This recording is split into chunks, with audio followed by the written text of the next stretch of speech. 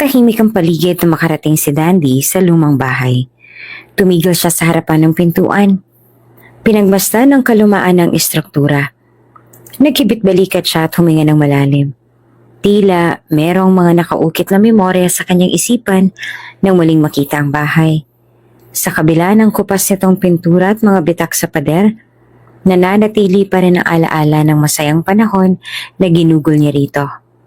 Huminga siya ng malalim bago ipinatong ang kamay sa lumang kahoy na pintuan at marahang itinulak ito. Ngunit bago pa niya maitulak ng tuluyan, nagulat siya nang bumukas ito mula sa loob. 3 musmos na bata ang bumungad sa kanya. Nakasuot na magkakatulad na damit na tila inihanda para sa isang espesyal na okasyon. "Daddy, Daddy!" Sabay bati ng 3. Ang kanilang boses ay puno ng tuwa. Nanlaki ang mga mata ni Dandy. Ang 3 bata ay may parehong hugis ng mukha, parehong ningning ng mga mata, at parehong ngiti.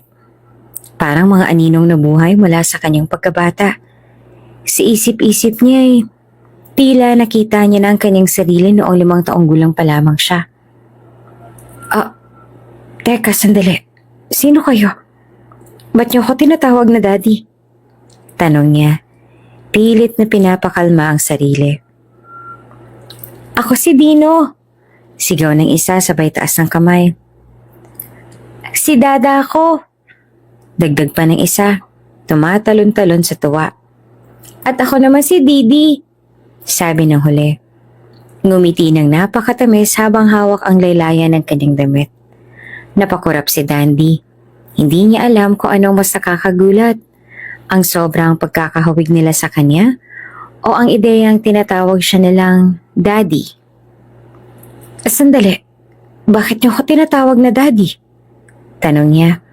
Pilit na iniintindi ang sitwasyon. Ngumiti naman si Dino. Ang tila pinakapanganay sa 3. "Kasi ikaw ang daddy namin, sabi ni Mommy." "Mommy? Sinong mommy ninyo?" tanong niya sa mga ito na pilit kinakalma ang sarili nang sa ganon ay hindi rin ma-disappoint ang mga bata. "Si Mommy Veraya po," sagot ng makulit na si Dada. Ang pangalan ay nagdala ng alo ng mga alaala sa kanyang isipan. Alaala ng isang nakaraan na pilit iniiwasan. Ngunit hindi maaaring totoo ang sinasabi ng mga bata. Akala ko wala na siya. Akala ko pinalaglag niya ng mga ipinagbubuntis niya noon." Mga tanong na tumatakbo sa isipan ni Dandy habang kaharap ang mga batang tuwang-tuwa nang makita siya. Habang nakikipag-usap sa 3, napansin naman ni Dandy ang kakaibang sigla nila. Parang alam na alam nila ang lahat tungkol sa kanya. Mga paborito niyang pagkain, ang kanyang kwento bilang bata, at maging ang mga pangarap niya noong una. Tila'y walang masamang naikwento ang kanilang mommy tungkol sa kanya. "Kasi po lagi ka pong kinakwento ni Mommy sa amin," sabi ni Didi. "Sabi niya, ikaw daw pong pinakamagaling na daddy sa buong mundo. Mayaman ka na ngayon, Daddy, ano? Gusto po namin maging katulad mo paglaki namin." Dagdag pa ni Dino, sabay yakap sa kanyang braso. Hindi naman maiwasang mapaluhan ni Dandy habang tinitingnan ng 3. Sa mga inosenteng mata nila, nakita niya ang sarili niyang mukha. Mga mata na puno ng pagtitiwala at pagmamahal. Paano kung totoo? Paano kung ako nga ang ama nila? "Daddy, huwag ka pong umiyak," sabi ni Dada. Hinaplos ang kanyang pisngi. "Sabi ni Mommy, babalik ka para sa amin.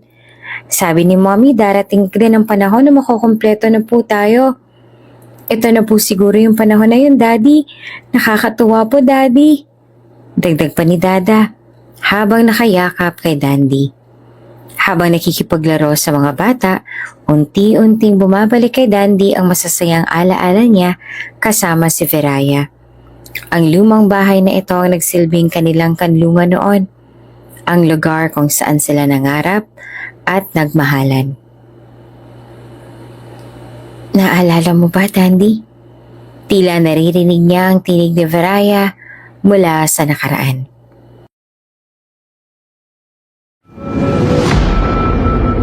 Bago ka pa lang sa channel na ito, Ate Jane TV, huwag kalimutang pindutin ang notification bell and subscribe button.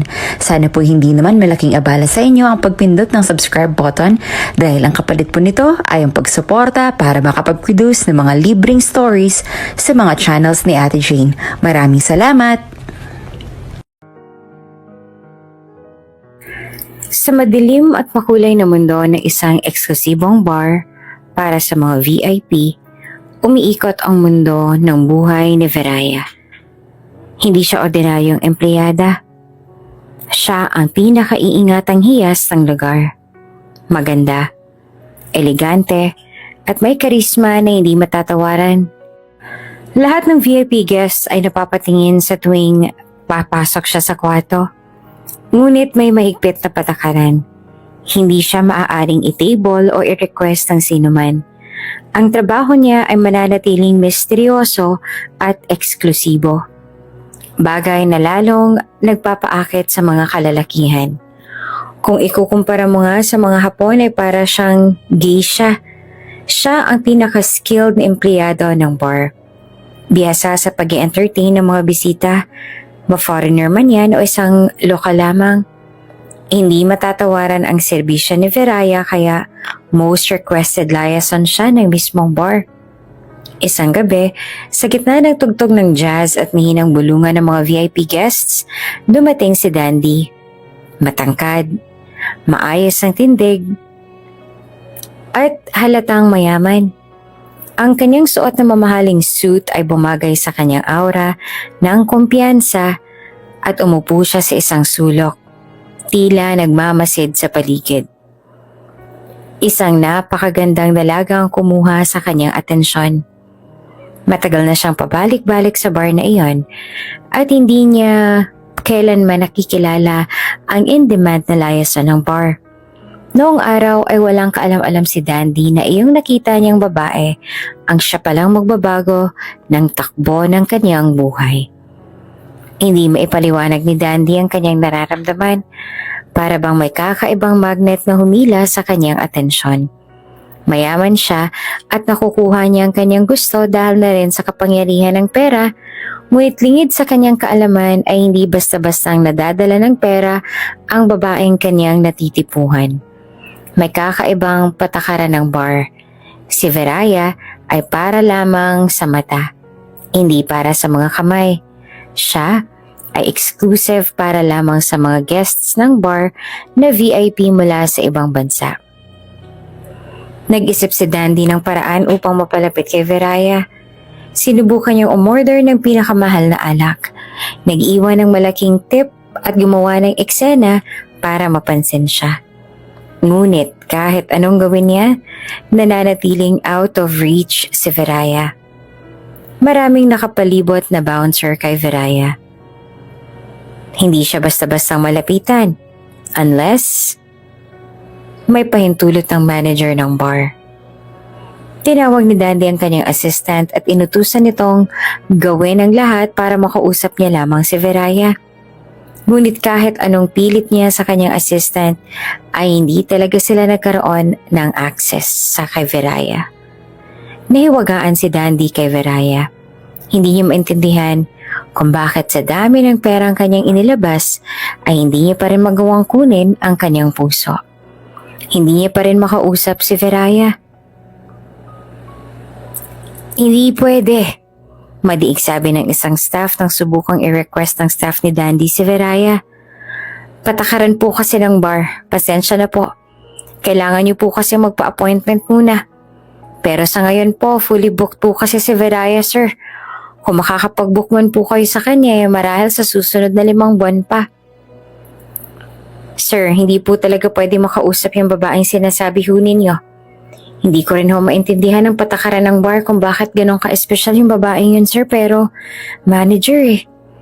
Wika ng assistant ni Dandy na halos mag-iisang oras ding nag-negotiate sa manager ng bar at handler ni Veraya. Lalong lumalim ang interes ni Dandy. Hindi siya sanay na tinatanggihan. Bilang isang negosyanteng sanay makuha ang lahat ng gusto. Ang sitwasyong ito ay naging personal na hamon para sa kanya. Hindi na siya pwedeng mag-antay pa ng 5 buwan para lamang makausap si Viraya. Pag-uwi ni Dandy sa kanyang malaking bahay, hindi siya mapakali. Paulit-ulit niyang naaalala ang mukha ni Viraya, ang mapupungay niyang mata, ang paraan ng kanyang pagngiti, at ang likas na kahinhinan na bihira sa ganitong uri ng trabaho. She is graceful in every way I look at her kanina. Kakaibang babae nga talaga siya. Ano kayang meron sa kanya at bakit ganun siya ka-in-demand sa bar na yon? Imposibleng hindi siya madadala sa pera. Wala na atang hindi masisilaw ng pera ngayon. Napasuntok si Dandy sa table kung saan siya umiinom ng whiskey at nag-isip ng paraang kung paano niya makakausap ang napakagandang babae. Nagplano si Dandy. Alam niyang hindi sapat ang salapi para makuha si Viraya. Kailangang mas creative siya. Nagdesisyon siyang magpakita at magpakilala kay Viraya sa labas ng bar. Hinanap niya ang impormasyon tungkol sa kanya. Saan siya nakatira, anong oras siya umuwi, at kung sino ang mga madalas niyang makasama. Lingid sa kaalaman ni Viraya ay pinapanood siya ni Dandy mula sa malayo. Naghihintay ng tamang pagkakataon. Nag-set up si Dandy ng ilang tao na magsa-surveillance kay Viraya. Halos lahat ng kanyang pinupuntahan ay may mga matang nakabantay sa kanya. Hindi niya man iyon napansin, ngunit sa kahit na anong sulok ng kanyang pupuntahan, ay alam ni Dandy na kakaiba nga talaga ang kahibangan ni Dandy kay Viraya. Hindi rin actually basta-basta makakalapit si Dandy kay Viraya dahil may mga bodyguards din ito. Mga bodyguards na binabayaran ng bar kung saan siya nagtatrabaho. Kakaiba nga itong babaeng ito. Para bagang isang diamante na kailangang bantayan kahit saan man pumunta. Isang gabi, inabangan ni Dandy si Viraya sa labas ng bar at nakita niya ang lalakad dito papunta sa isang lumang apartment. Hindi niya napigilan ang sarili. Sinundan niya ito. Naging mapagmatsyag si Dandy at sinigurong walang mga guard na nakakasunod kay Viraya. Naging parang akyat bahay pa si Dandy dahil inakyat niya ang apartment na madalas puntahan ni Viraya. Ang apartment na ito ay isang bahay na tinutuluyan ng nanay ni Viraya na may sakit. Tinunto ni Dandy ang kwarto ni Viraya sa apartment na ito at tahimik na nag-antay na makapasok si Viraya sa kwarto. Nang magbukas ang pintuan, agad niyang niyakap si Viraya. Tinakpan ang kanyang bibig nang sa ganon na hindi ito gumawa ng ingay at hindi ito maaring mapukaw ng atensyon ng kanyang mga gwardya sa labas ng apartment. Agad na nagpakilala si Dandy at sinasabing wala siyang masamang balak sa dalaga. Viraya, ako si Dandy. Wala akong masamang gagawin sa'yo. Gusto lang kitang makausap kasi ilang linggo na kitang gustong makilala pero hindi ko magawa dahil nakapalibot sa'yo ang hindi mabilang ng mga gwardya. Sambit pa ni Dandy. Nagulat naman si Viraya ngunit nananatili siyang kalmado. Iniwasan ni Viraya na gumawa ng ingay or kahit na anong komosyon na pwede niyang ikapahamak.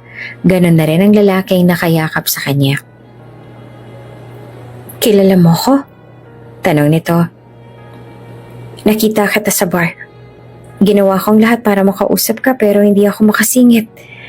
Kahit pa kinausap ko ng manager at handler mo, hindi talaga ako makalapit man lang sa'yo. Hindi ko alam kung bakit pero simula nang makita kita, parang hindi na ako mapalagay. Sagot pa ni Dandy. Hindi na halos ako makatulog dahil ikaw lang ang laman ng utak ko palagi. Dagdag pa ni Dandy na nagsusumamong bigyan pansin siya ni Viraya. Ngunit hindi natuwa si Viraya. Alam niyang delikado ang ganitong klase ng paglapit sa kanya ng isang VIP guest. Maikli niyang sinabi kay Dandy na umalis na bago pa may makakita sa kanila. Dandy, hindi ko alam kung paano ka nakapasok dito. Naiintindihan kita pero kasi hindi ganito kadali ang trabaho ko na makipagkita lamang ako sa taong gusto ko lang makita. Lahat ng galaw ko ay dinumero, Dandy. Lahat ng galaw ko ay minomonitor ng aking handler. Halos hindi ko na nga mapuntahan lagi ang nanay ko dahil lang sa lintik na trabaho kong to.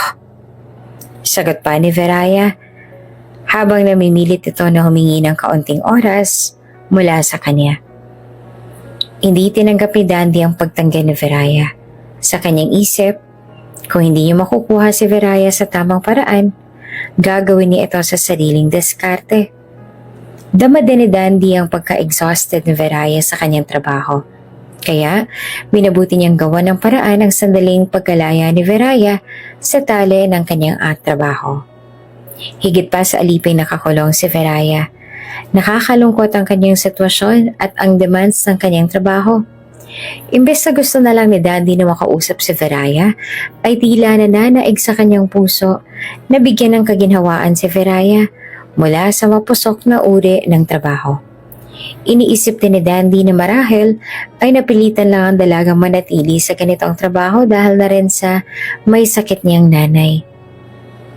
Isang linggo ang lumipas, nagplano si Dandy ng mas radikal na hakbang.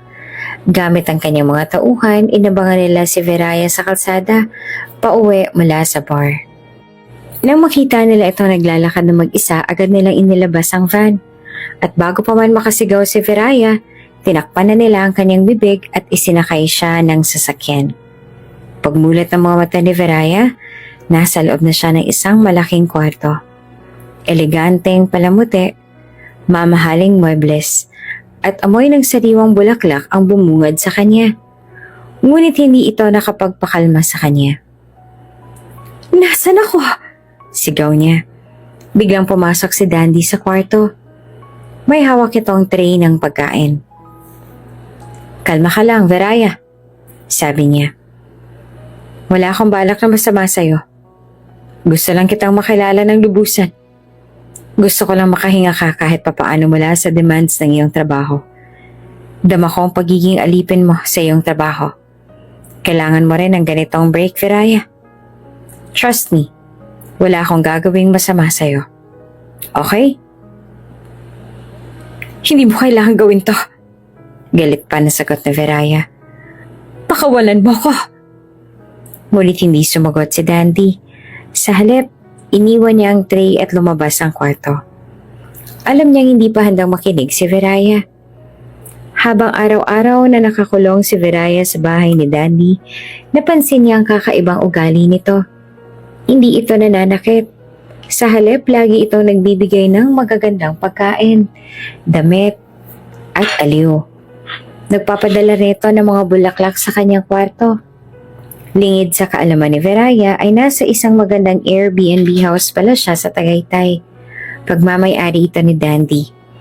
Liblib ang lokasyon ng lugar kaya sigurado siyang hindi sila masusundan ng mga gwardya ni Veraya. Hindi siya bihag. Malaya siyang umiikot-ikot sa buong bahay at maging sa garden nito. Minsan nang pumasok si Dandy sa kwarto ni Veraya at sinabihan ito ng, "Pwede ka namang lumabas dito sa kwarto mo, Veraya. Dito kita dinala dahil gusto ko makapagpahinga ka rin naman kahit papaano. Hindi kita ikukulong dito na para bang isang bihag. Malaya ka mag-ikot-ikot dito sa buong rest house ko. Dito wala nakakasunod sa bawat galaw mo. Gusto kong maranasan mo rin ang maging malaya kahit ilang araw lang." Naging mapanuyo si Dandy kay Veraya. Sinigurado niyang mararamdaman ni Veraya ang totoong relaxation dito sa lugar na to. Lahat ng kailangan niya mula sa damit, pagkain at kung ano-ano mang demand ni Veraya ay ibinigay ni Dandy generously. Wala siyang winihold kay Veraya. Matapos sa ikatong araw ni Veraya sa rest house, ay munti niya na-appreciate ang mga ginagawa ni Dandy para sa kanya. Yung mga pagpapasya ni Dandy, yung nilulutuan siya ng kahit na ano at ang respetong pinapakita sa kanya ni Dandy ay kakaiba. Ilan ito sa mga hindi niya naranasan simula na magtrabaho siya bilang layasan sa sikat na bar na pagmamay-ari ng mayamang taong pinag-uutangan ng kanyang pamilya sa matagal ng panahon. Habang nag-iihaw si Dandy ng karne malapit sa pool, nakatitig lamang si Veraya sa kanya. Manghang-mangha si Viraya sa kabutihang loob ng estrangerong lalaki. Unti-unti nakita ni Viraya ang kanyang ideal na lalaki kay Dandy. Sa isip niya, gusto ko itong lalaking to. Maalaga, marespeto, at handa kong patawanin ng patawanin. Nang maluto na ang iniihaw ni Dandy at dinala na ito sa mesa nila ni Viraya, ay napatanong na lamang si Viraya ng, bakit mo ginagawa to? Dahil gusto kita, Viraya. Diretsahang sagot ni Dandy. Hindi pa ako naging ganito sa isang babae, Viraya. Hindi ko rin alam kung bakit ganun ka-instant ang nararamdaman ko para sa'yo, pero alam kong ginagawa ko at alam kong totoo ang nararamdaman ko para sa'yo. Napatigil si Viraya.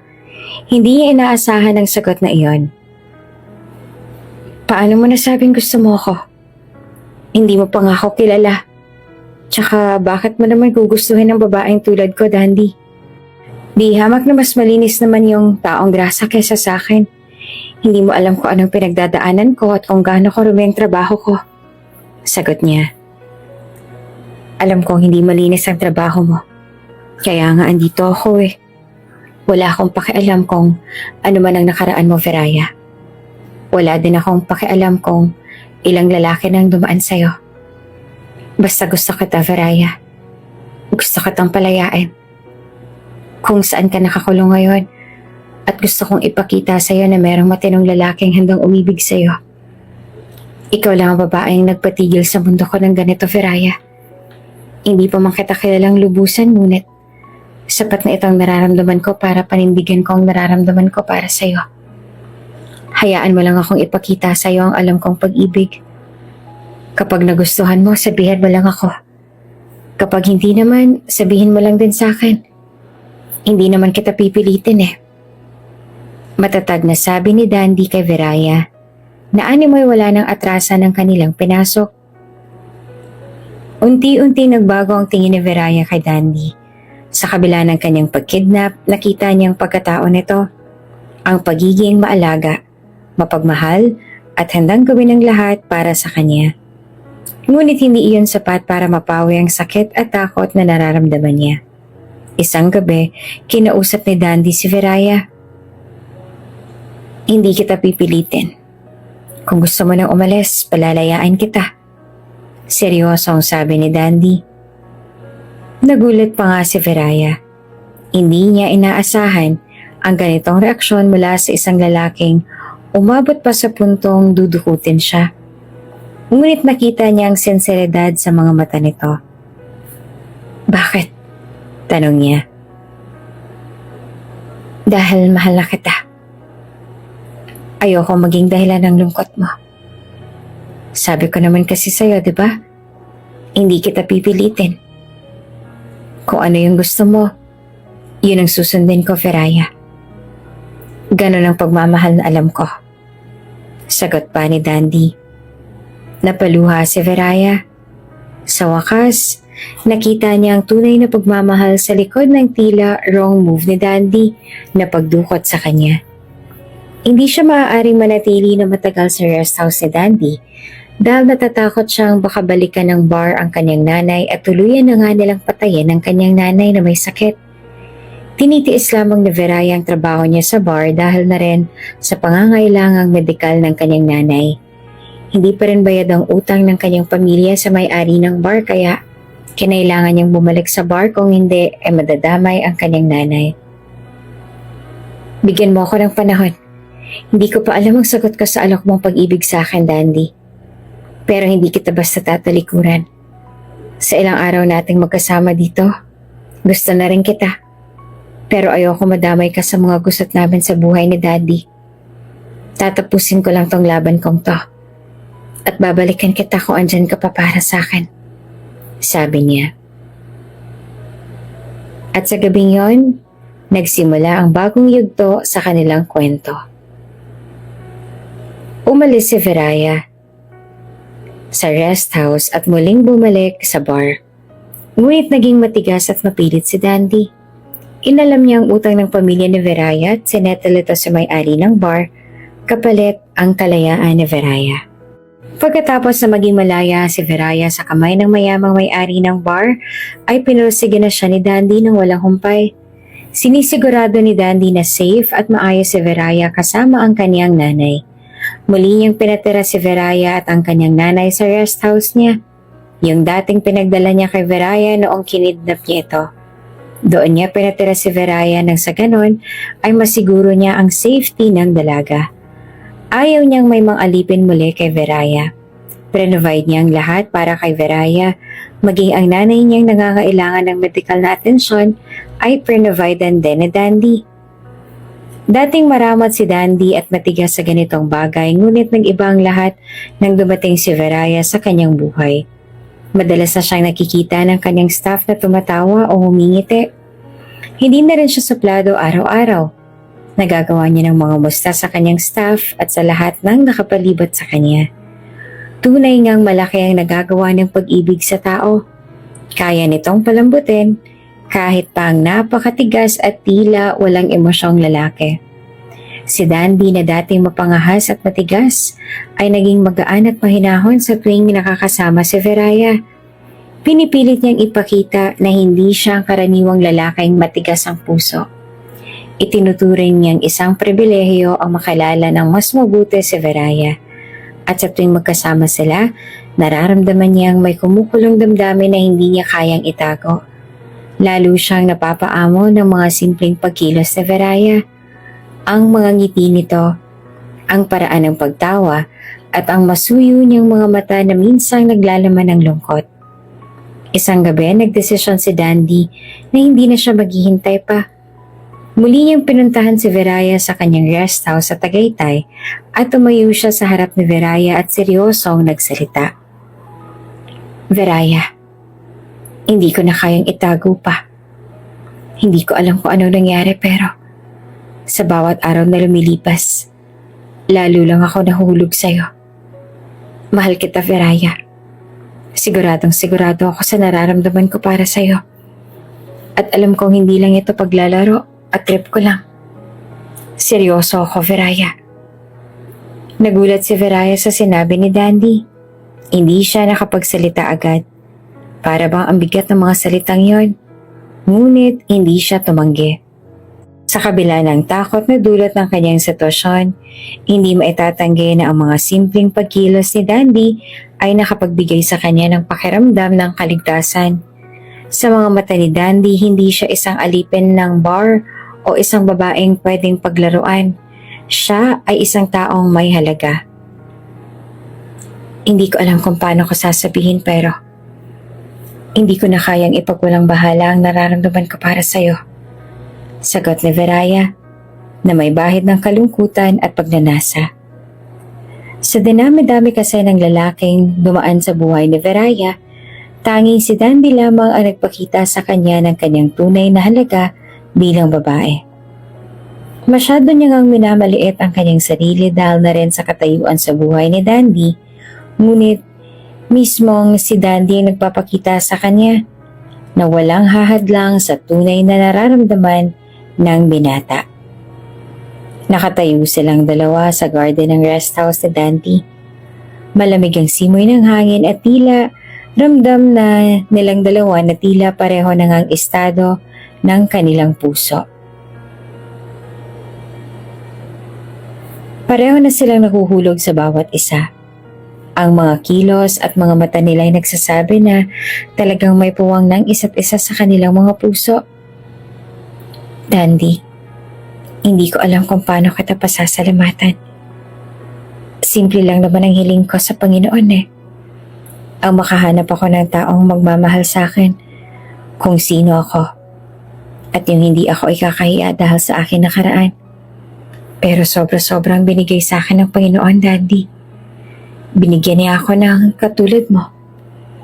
Ikaw na may choice naman na maghanap ng mas maayos na babae. Bago pa man madugtungan ni Veraya ang kanyang sasabihin ng mga oras na yon, ay tinigilan na siya ni Dandy. Hinawakan ni Dandy ang kanyang mga kamay at hinila niya si Veraya papalapit sa kanyang dibdib. Niyakap niya ng mahigpit si Veraya at mariing sinabi na, Hindi ako kailanman tumingin sa kung ano ang iyong pinagdadaanan, Veraya. Mahal kita. Period. Wala akong hinihinging kahit na anumang kapalit sa pag-ibig kong to. Para sa'yo, Veraya. Hayaan mo lang akong mahalin ka. Please. Sa puntong yon, hindi na nila kayang pigilan ang nararamdaman nila para sa isa't isa. Puno ng pasasalamat ang mga mata ni Veraya nang tiningin niya ang mga mata ni Dandy. Nag-aalab ang kanilang mga damdamin para sa isa't isa. Ang malamig na simoy ng hangin, ang tila hudyat nilang dalawa para pagsaluhan ang init ng kanilang nararamdaman para sa isa't isa. Naglapit ang kanilang mga labi at isa-isang dahan-dahang halik. Nahanap nila ang pagnanasa at pag-ibig na matagal nang tinatago. Lasap nilang dalawa ang mainit ng kanilang pagmamahalan sa bawat mariing halik na binibigay nila sa isa't isa. Ang mga halik na iyon ay hindi lamang tanda ng pagnanasa. Ito ay isang pagbubukas ng kanilang mga puso. Isang pag-aamin na hindi nila kayang kontrolin ang kanilang damdamin. Inakyat ni Dandy si Veraya sa kanyang kwarto sa rest house. Habang patuloy ang kanilang matamis na halikan, dahan-dahang tinanggal ni Dandy ang mga saplot ni Veraya. Nagkaroon ng konting pag-aalinlangan si Veraya. Nang maramdaman ni Dandy iyon ay dumistansya sa dalaga dahil natatakot siyang baka isipin ni Veraya na ito lamang ang habol niya sa dalaga. Itinigil ni Dandy ang tila mainit na nilang pagroromansa. Veraya, sorry.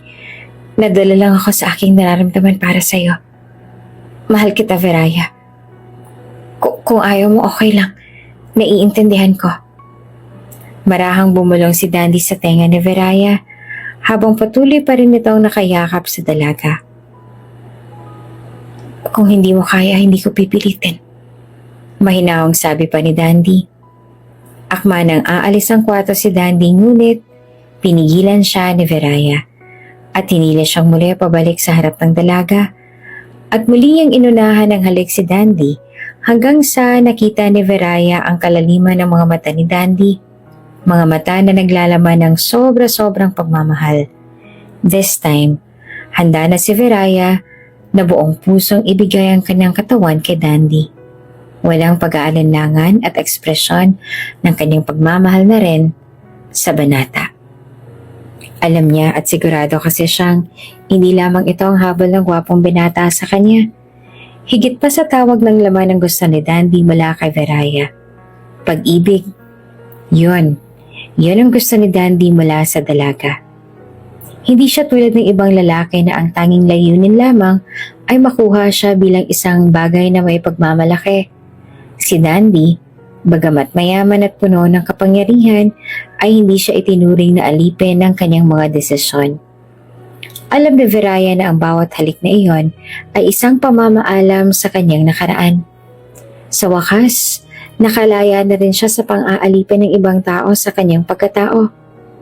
Habang magkasama sila, nahulog si Veraya kay Dandy nang hindi niya inaasahan. Nakita niyang hindi siya trinato bilang isang bagay lamang, kundi bilang isang tao. Tanggap siya ng walang pag-aalinlangan at nakikita ni Dandy ang kanyang worth bilang babae. Ang pagmamahal na itinataguyod ni Dandy ay tila nagbigay sa kanya ng lakas upang magbago at magbukas ng bagong kabanata sa kanilang buhay. Ang kanilang pagsasama ay nagsimula sa isang kwento ng takot at animoy mauuwi sa isang krimen dahil sa pagkakakidnap ni Dandy sa kanya. Ngunit unti-unting naging isang kwento ng pagmamahal na tila kakaiba pero totoong totoo. Sa bawat gabing magkasama sila, nagiging mas matatag ang kanilang relasyon. Hindi na nila alintana ang mga pagkakamali at hindi pagkakaintindihan ng nakaraan. Ang tanging mahalaga ay ang pagmamahal na ibinubukas sa bawat pagkilos, bawat halik at bawat araw na magkasama sila. Minsan nagising si Veraya sa bisig ni Dandy. Ang dilim ng gabi pinalitan ng liwanag ng araw. Ngunit ang init ng kanilang katawan ay nagpatuloy. Si Dandy na akala niya hindi kaya magbukas ng puso sa iba ay natutong magtiwala at magbigay ng sarili kay Veraya. Tila hindi man akma kay Dandy ang dating trabaho ni Dandy ay hindi na ito naging issue pa kay Dandy. Isa lang ang alam ni Dandy sa mga oras na yon. Alipin na siya ng pag-ibig niya kay Veraya. Si Veraya sa kabilang banda ay natutunan ding magtiwala. Bagamat nagsimula ang lahat sa takot, natutunan niyang mahalin si Dandy. Dahil sa mga simpleng bagay, ang pagiging totoo, ang pagtanggap sa kanya, at ang pagpapakita ng malasakit. Nagbigay si Dandy ng isang halik sa noo ni Veraya, habang dahan-dahan naman siyang bumangon. Mahal kita, Veraya. Hindi ko alam kung anong hinaharap para sa atin. Ngunit sigurado akong wala akong ibang gustong kasama kundi ikaw.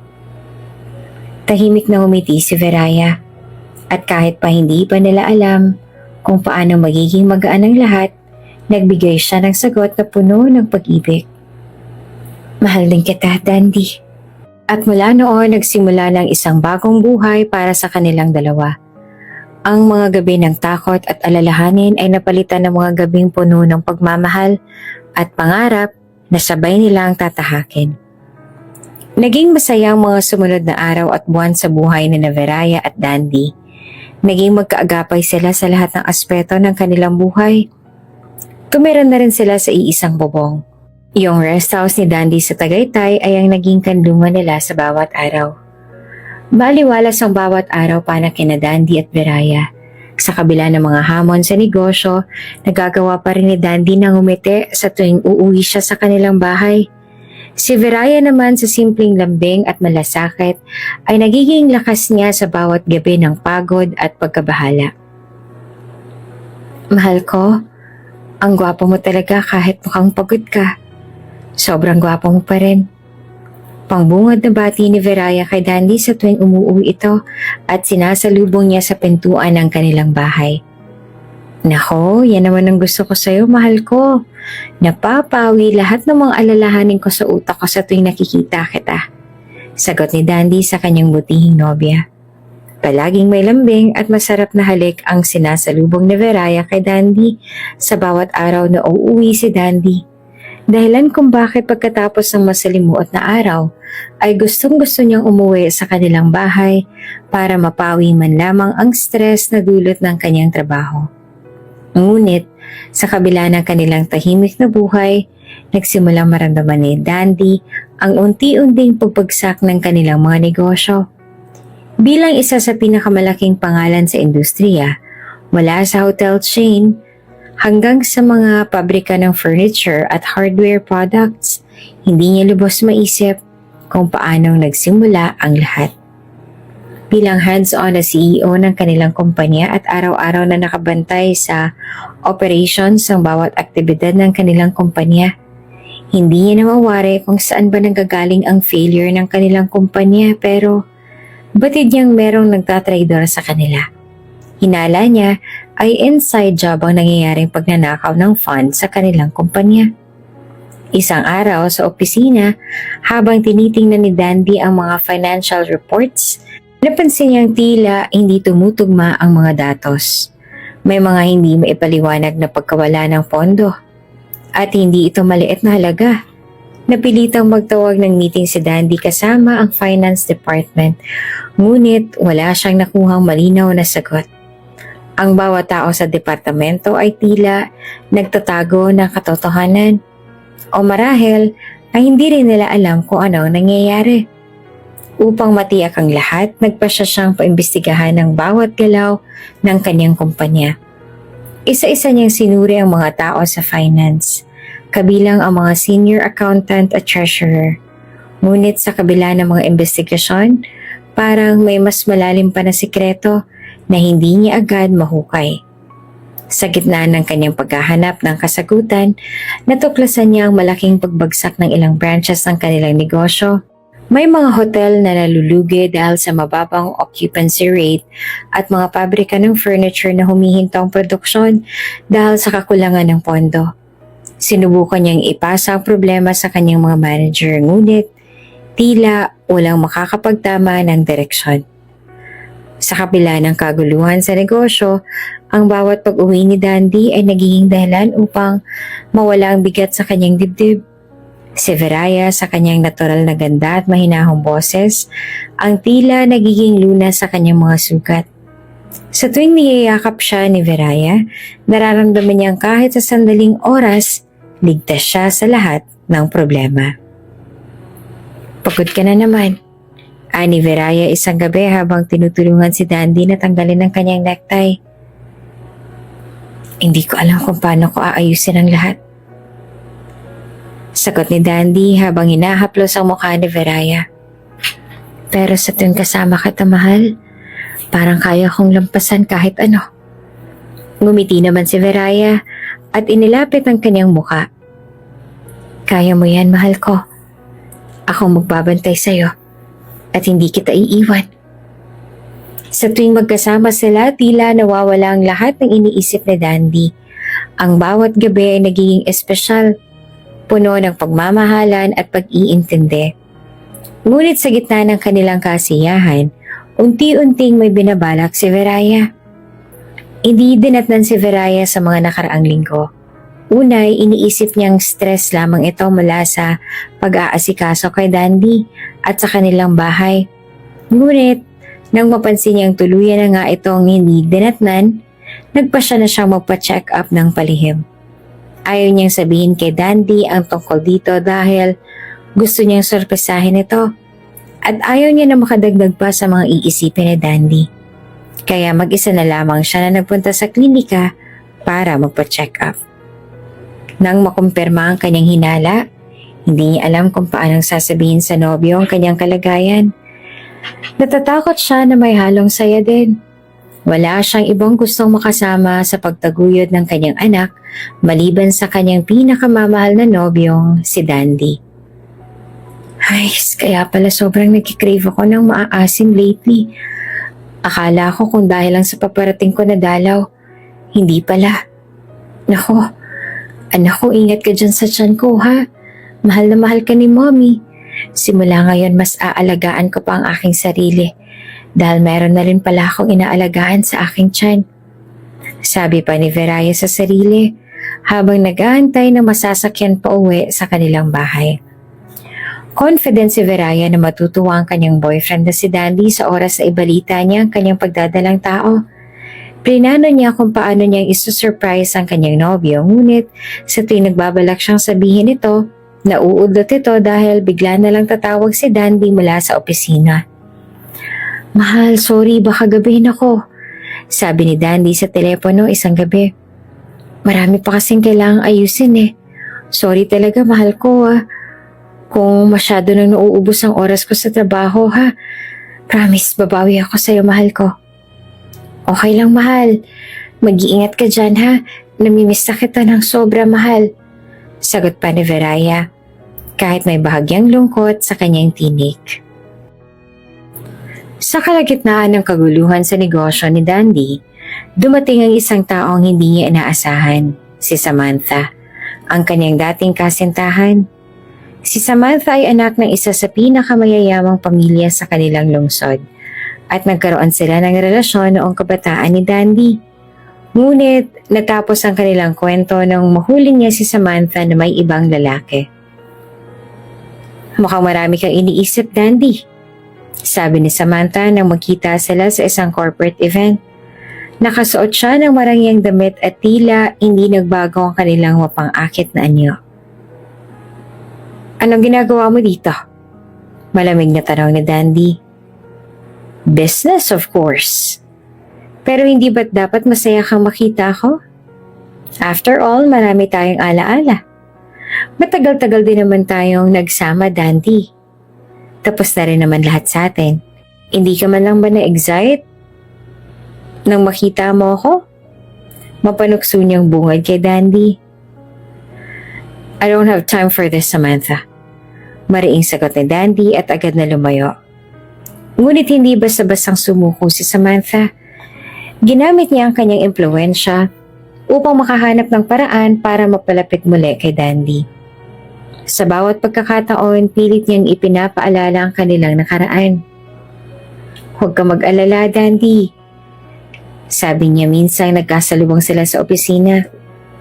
Nandito lang ako para tumulong. Kung kailangan mo ng suporta, alam mo kung saan ako hahanapin. Tsaka magaling ako sa mga ganitong bagay, Dandy. I'm good at raising all things from the dead. Kaya kong pabanguhin ang kumpanya mo, dear ex-boyfriend. Magtiwala ka lang muli sa akin. Ngunit kahit anong gawin ni Samantha, malinaw kay Dandy ang kanyang puso. Tapos na ang lahat sa kanila ni Samantha at hindi welcome sa kanyang isipan ang second chance kasama si Samantha.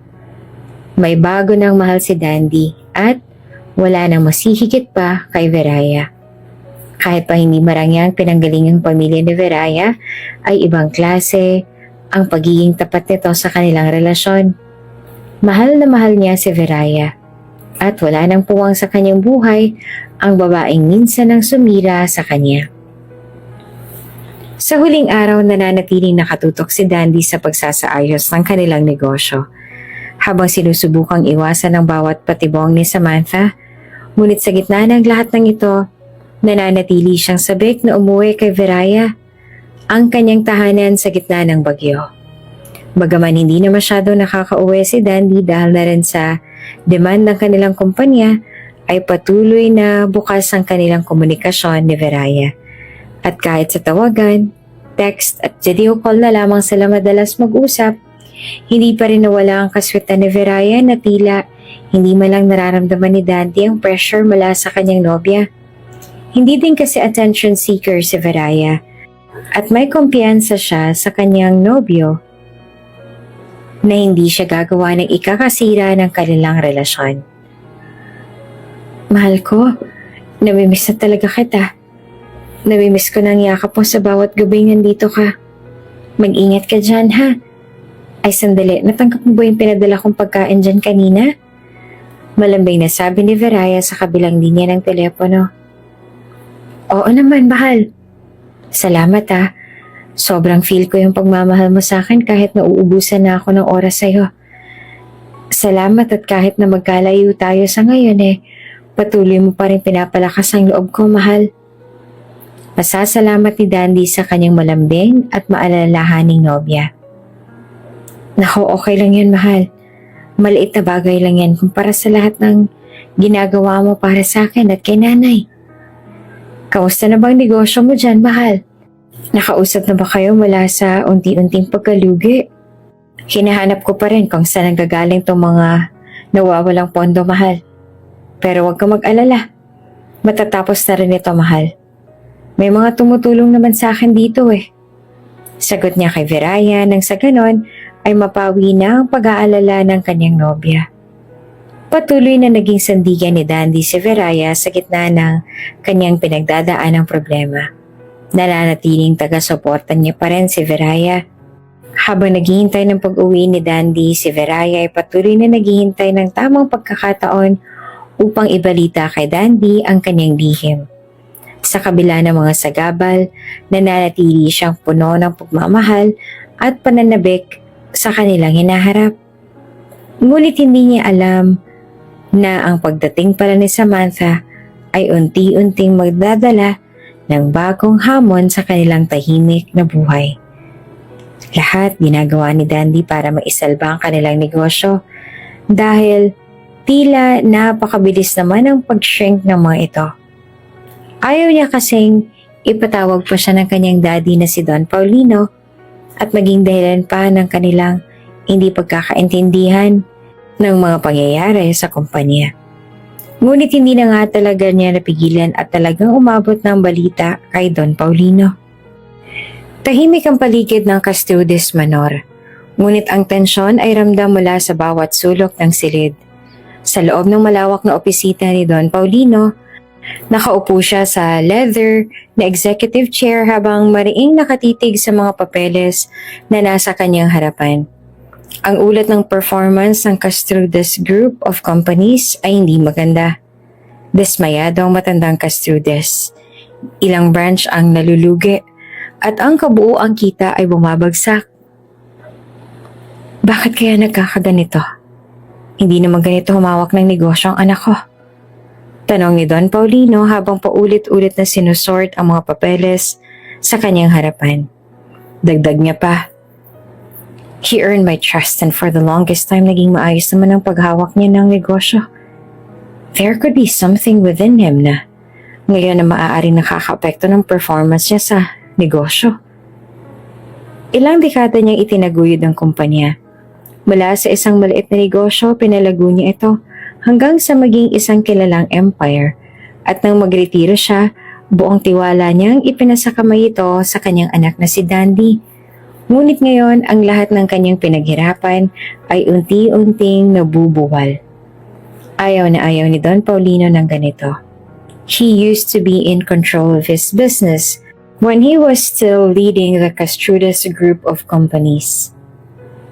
Patawag mo na si Dandy. Kailangan ko siya makausap ngayon din. Utos ni Don Paulino sa kanyang assistant. Agad na tinawagan ng kanyang assistant si Dandy at tumugon naman agad sa demand ng kanyang daddy. Ilang sandali lang ay dumating si Dandy. Suot ang kanyang corporate suit, tahimik itong pumasok sa opisina ng kanyang ama. Ngunit, kahit walang sinasabi si Don Paulino, ramdam niya ang galit sa mukha nito. Dad, bakit mo ko pinagmamadaling pumunta dito? May importanteng pakay ka ba sa akin, Dad? Tanaw ni Dandy habang naupo sa harap ng ama. Hindi na nag-aksaya ng oras si Don Paulino. Ibinalibag niya ang mga papeles sa harapan ng anak. Alam mo ba kung ano to? Itong ulat ng kita ng kumpanya mo. Bumabagsak tayo, Dandy. At ikaw ang dahilan. Hindi ka naman ganito for the past years na ikaw ang may hawak ng kumpanya. Palaging excellent ang sales natin. Ano pa nangyayari? Nagpapabaya ka na ata, iho. Napakunot ang noon ni Dandy habang pinulot ang mga papeles. Binasa niya ito at sinikap na magpaliwanag. Dad, alam ko may mga branches tayo nalulugi. Pero may plano ako para maayos to. Plano? Galit na putol ni Don Paulino. Wala akong naririnig kundi puro plano. Bilang isang negosyo, Dandy, dapat malayo pa lang nakikita mo na itong mga posibilidad ngayon. Tapos ano? Ngayon ka magpaplano kung kailan andito na? Mas lumalala na ang sitwasyon bawat araw, Dandy. Ang buong buhay ko'y inialay ko para sa kumpanyang to. At ngayon ikaw mismo ang sisira nito. Hindi mo mamamalayan na sa ilang buwan lang ay mawawala na sa'yo mga pinaghirapan ko kung tatanga-tanga ka lang. Kaya gawan mo ng paraan yan. Huminga ng malalim si Dandy. Pinipilit kontrolin ng kanyang emosyon. Ginagawa ko ang lahat ng makakaya ko, Dad. Ang team namin ay nag-iimbestiga na at gumagawa na ng paraan para maputol na ang chain ng pagkalugi sa kumpanya natin, Dad. Maayos ka to. Hindi ko gustong mabigo ka. Kung ginagawa mo ang lahat, bakit ganito pa rin ang nangyayari? Galit na tanong ni Don Paulino. Ang problema kasi sa'yo, masyado kang distracted. Kung hindi mo kayang unahin ang negosyo, sabihin mo lang ng maaga para ako na mismo magbabalik at aayusin ang gulo mo. Hindi ko kailangan ng ganitong klaseng usapan, Dad. Malamig na sagot naman ni Dandy. Tumayo siya at hinubad ang kanyang salamin. Huwag mong maliitin ang mga ginagawa ko. Alam kong ginagawa ko at ayokong dinidiktahan mo ko sa bawat hakbang. Naging maayos ang kumpanya ko for several years, Dad. At mas magiging maayos ito sa pagdating ng panahon. Dahil mas pagbubutihin ko pa ang performance ko. Bigyan mo lang ako ng oras. Makikita mo.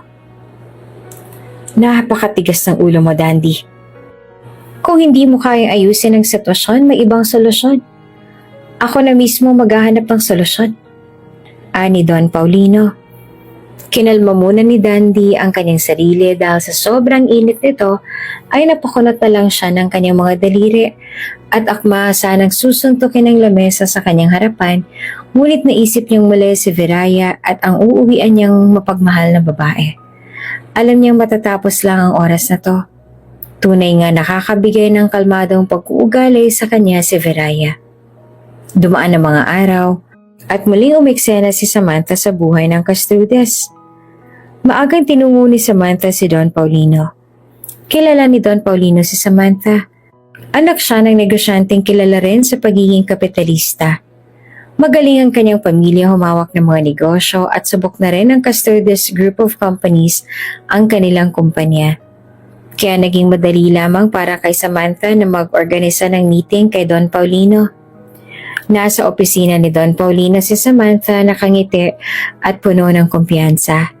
Sa kabila ng malamig na aura ng matanda, hindi siya natinag.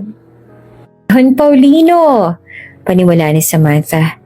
It's been a while, Tito. Namiss ko itong opisina mo, Tito. Well, hindi na ako magpapaligoy-ligoy pa. Narinig ko ang problema ng kumpanya. Your company is not in a good shape ngayon, Tito. Kaya nandito ako para mag-alok ng tulong sa'yo. Nag-angat ng tingin si Don Paulino. Tulong? At anong klaseng tulong naman ang sinasabi mo, Iha? I don't think kaya mong tulungan ng kumpanya namin. Ano bang alam mo sa pagsalba ng kumpanya?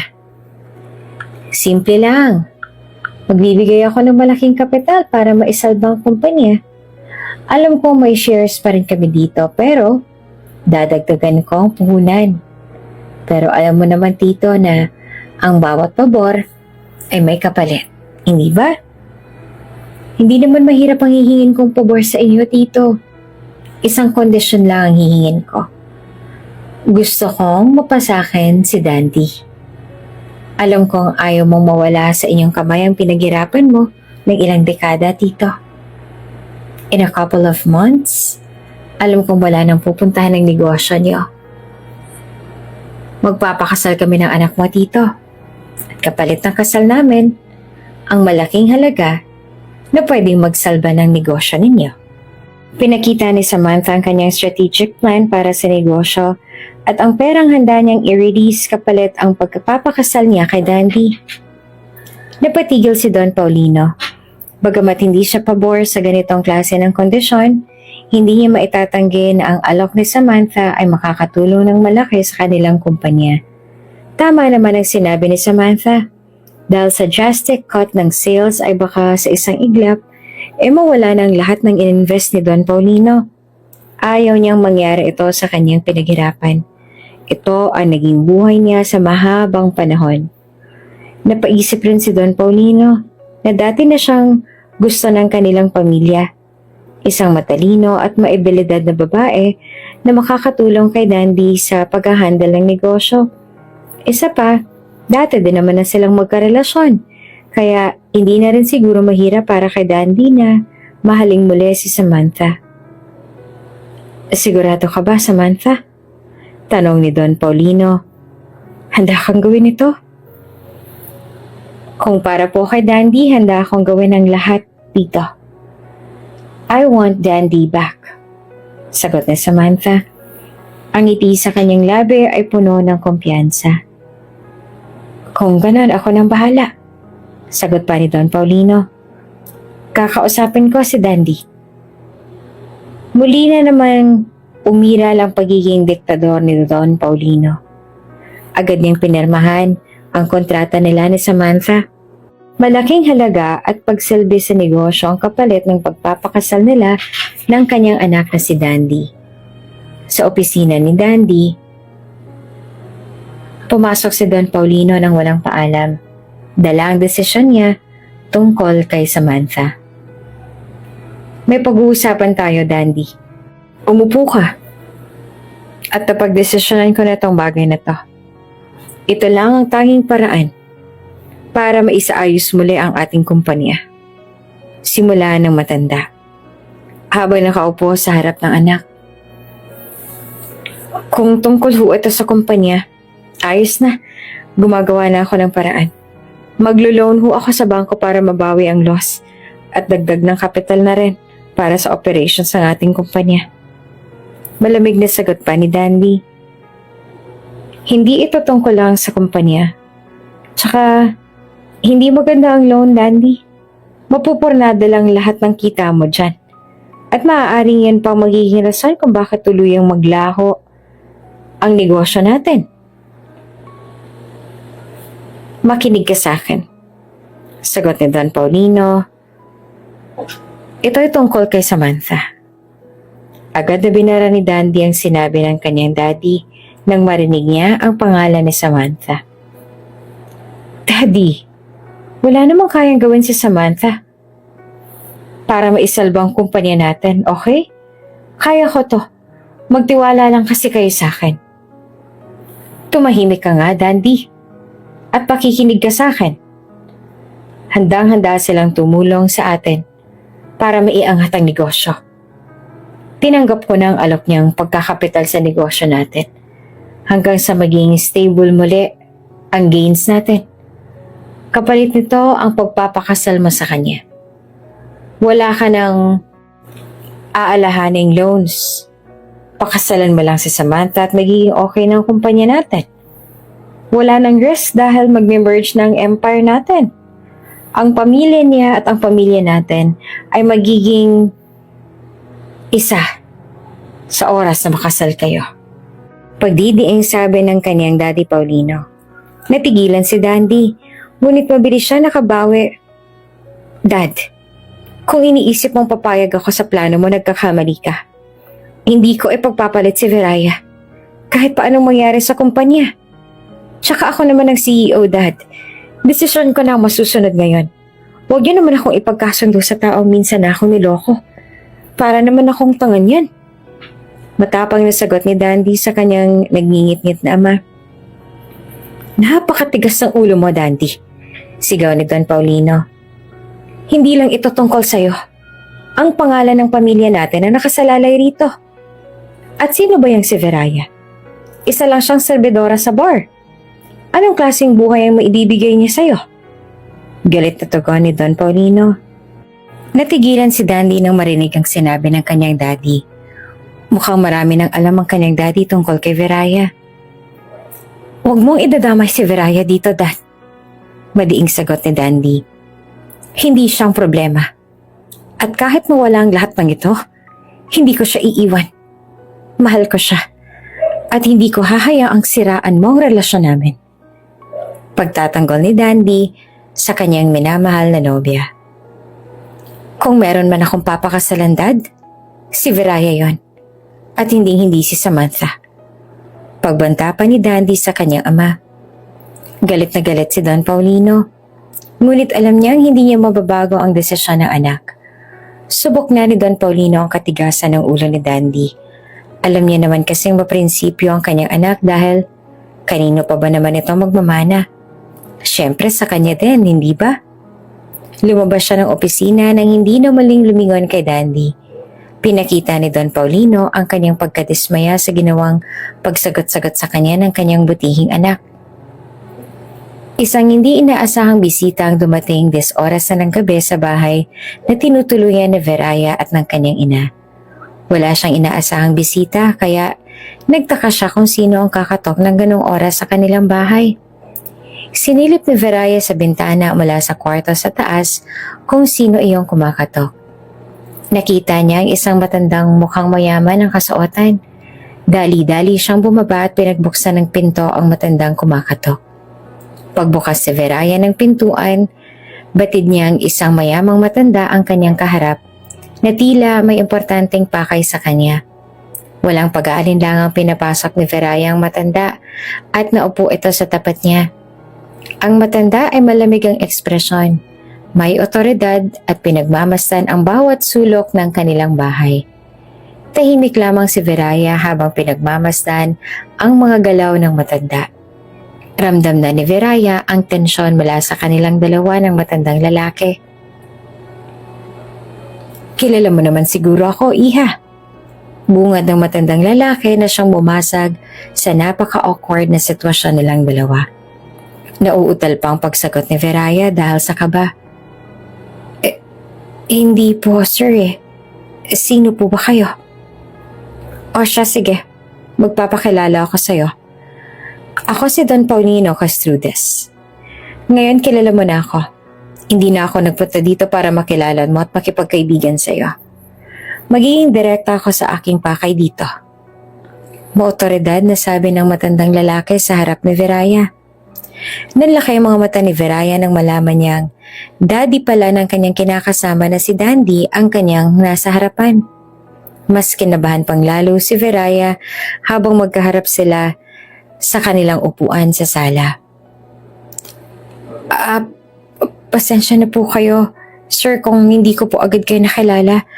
Wala po kasing sinasabi sa akin si Daddy tungkol sa inyo. At hindi po kasi ako naabisuhan ng nobyo ko na darating po kayo. Ano po bang pakay ninyo dito sa akin, sir? Mahinang tanong ng dalaga ng puno ng pagrespeto sa lalaking kaharap. Alam mo ba kung sino ang kinakalaban mo, Iha? Panimula ni Don Paulino. Mabagal at madiin ang bawat salita. Hindi basta-basta ang pamilya namin.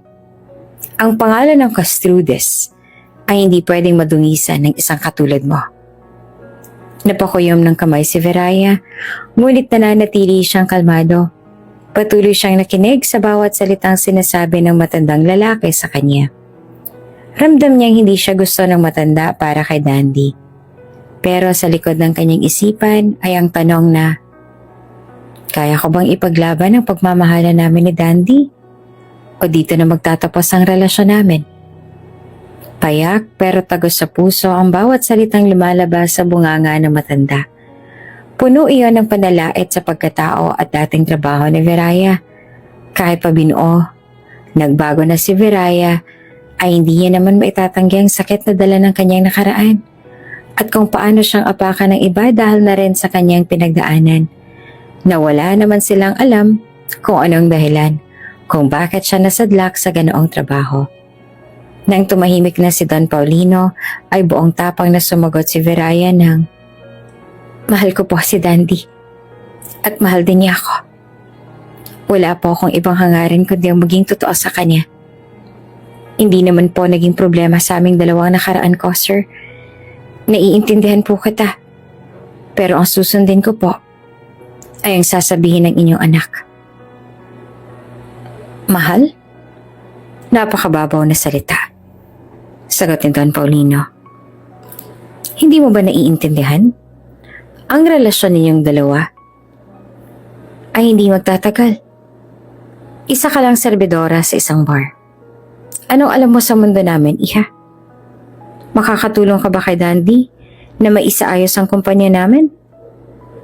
Ano bang alam mo kung hindi tumable ng mga guests mo tulad ng ginagawa mo sa bar dati? At ang mundo namin ay hindi para sa'yo. Kaya habang maaga pa, layuan mo na ang anak ko. Nagngingit-ngit ang tenga ni Veraya at tila namumula ang kanyang muka sa pangiinsultong ginawa ni Don Paulino sa kanya. Hindi ko po siya iiwan. Tugon ni Veraya, pilit na pinipigil ang luha. Hindi po ito tungkol sa pera o sa estado ng buhay ko. Mahal namin ang isa't isa at iyon ang mahalaga.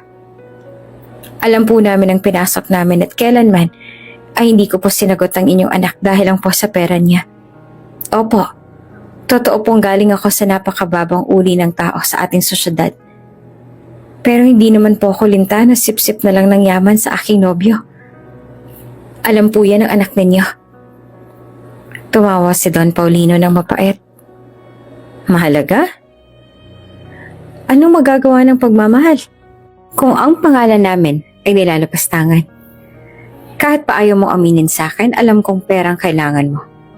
Kaya kong ibigay sa'yo kahit magkano. Tantanan mo lang ang anak ko. Ganyan lang po bang tingin niyo sa anak niyo? Alam niyo kung matalino ang anak niyo. At hindi siya basta-basta lang papatol kung alam niyang pera lang ang habol ko sa kanya. Pasensya na po kayo, Don Paulino. Mahirap po kami, oo. Pero hindi po nabibiling prinsipyo ko. Lalong-lalo na po sa pag-ibig. Hindi po ako kaing diktahan ng pera ninyo. Ipaglalaban ko po ang pagmamahalan namin ng anak ninyo. Matapang na sagot ni Veraya sa matandang Castrudes. Inilabas si Don Paulino ang isang sobre at inilapag ito sa mesa. Naritong 1 milyon. Gamitin mo yan para magsimula ng bagong buhay. Pero sa isang kondisyon. Iwanan mo si Dandy. 2 lang ang choice mo, Iha. Tatanggapin ang pera na yan kung talagang mahal mo ang anak ko? O ipaglaban mo kung anong nararamdaman mo. Pero siya naman ang mapapahamak. Ganyan bang klase ng pag-ibig ang pinaglalaban mo? Yung ikaw lang ang makakabenepisyo? Paano naman si Dandy? Hahayaan mo na lang ba nawawala sa kanyang lahat ng pinaghirapan niya dahil lamang sa'yo? Mag-isip-isip ka, iha. Kulang siguro tong 1,000,000. Heto't dadagdagan ko pa. Ayan, 20,000,000. Iwanan mo lang ang anak ko. Tinitigan ni Viraya ang sobre, ngunit hindi ito ginalaw. Hindi ako nabibili doon, Paulino. Hindi ko kayang iwanan si Dandy dahil lang sa gusto mo. Nagbagong ekspresyon ni Don Paulino. Ang galit sa kanyang mukha ay tila naging mas madilim. Tumayo siya at itiniklop ang kanyang mga braso. Kung ayaw mo sa mabuting paraan, huwag mo kong pilitin na gumamit ng dahas para lang iwanan mo ang anak ko. Alam mo kung anong kayang gawin ng pera, iha. Umalis na lamang na walang pasabi si Don Paulino, ngunit matinding takot ang iniwan niya sa puso't isipan ni Viraya. Napaiyak na lamang si Viraya dahil sa sakit ng mga salitang iniwan ni Don Paulino sa kanyang pagkatao. Tamang-tama naman na pagkaalis si Don Paulino na tumawag si Dandy kay Viraya. Sumagot si Viraya na pinipigilan ng hikbi ng kanyang boses. Mahal, kamusta ka na ba dyan? Miss na kita, mahal ko. Pagbungad ni Dandy sa kanyang mahal na nobya. Mahal? Namimiss na rin kita. Pinipigilang maluha. Mahal, okay ka lang ba? Umiiyak ka ba, mahal ko? Bakit parang iba yata ang boses mo? Tanong ni Dandy na nararamdaman ang manginig-ginig na boses ni Viraya sa kabilang linya. Oo naman, mahal. Wala ito, mahal. Nasamid lang kasi ako. Kamusta ka naman dyan, mahal? Sagot ni Viraya na nililihis ang topic nang sa ganon ay hindi na mapag-usapan pa ang nangyari sa buong araw niya. Nagkwento na nga si Dandy na hindi naging maganda sa kanyang araw at hindi na rin niya sinabi pa kay Viraya ang mga sinabi ng kanyang daddy sa kanya para masolusyonan ang problema sa kanilang kumpanya. Ganon din naman si Viraya. Pilit na itinatago ang pagbisita ni Don Paulino sa kanya. Sa kabila ng kanilang pinagdadaanan ay pinilit pa rin nilang maging maayos ang pakikitungo nila sa isa't isa kahit pamalayo ang kanilang distansya. Ilang araw lang lumipas, nagdesisyon si Don Paulino na gumawa na ng paraan upang tuluyang mapahiya si Viraya kay Dandy. Tinawagan niya ang isang tauhan na matagal nang tapat sa kanya, si Leo. Kailangan ko ng tao na maayos ang kilos at may sapat na tapang para gawin ang trabaho. Utos ni Don Paulino sa telepono. Isang lalaking pwedeng magmukhang karelasyon ni Viraya. May kilala ho akong tao na saktong-sakto para sa trabahong ito, Don Paulino. Sagot ni Leo. Siguraduhin mong magmumukhang totoo ang lahat. Dugtong pa ni Don Paulino. At siguraduhin mo si Dandy mismo makakakita. Pera nga naman. May lusot lang ang lahat at kayang-kayang dayain ang lahat para lang masunod ang gusto ng mayamang matanda. Sa rest house ni Dandy kung saan kasalukuyang nakatira si Viraya, dumating ang binayarang lalaki ni Don Paulino. Nagpakilala siya bilang kaibigan ni Viraya mula sa nakaraan. Viraya, buwad ng lalaki na nagpanggap na si Marco. Matagal na kitang hindi nakikita. Hindi ko alam na dito ka na pala nakatira. Nagulat si Viraya sa biglang pagbisita. Marco? Paano mo nalaman na nandito ako? Isang kaibigan natin ang nagsabi. Sagot ni Marco. Kamusta ka na? Mukhang magandang buhay mo rito ah. Pagmamadaling tanong ni Marco kay Viraya. Habang nag-uusap sila, lihim na kinuhanan ng litrato ang kanilang pagkikita. Ang mga larawan ay sadyang inedit upang magmukhang malapit sila sa isa't isa. Mga yakap, mga tingin na puno ng emosyon, at ang huling kuha ay magkatabi sa may veranda ng rest house. Makalipas ang ilang oras, dumating si Dandy sa rest house. Hindi siya nagsabi kay Viraya na uuwi siya dahil nais niya itong sorpresahin. Ngunit pagdating niya, nadatnan niya ang lalaki na nasa loob ng rest house kasama si Veraya. Anong ginagawa mo rito? Tanong ni Dandy. Malamig ang boses. Nagulat pa si Veraya at agad na tumayo.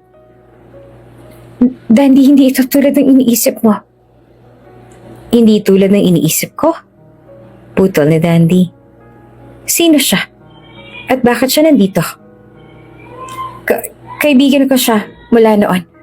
Wala kaming ginagawang masama. Namasyal lang siya dito sa akin kasi nalaman niyang dito lang ako sa malapit na katira.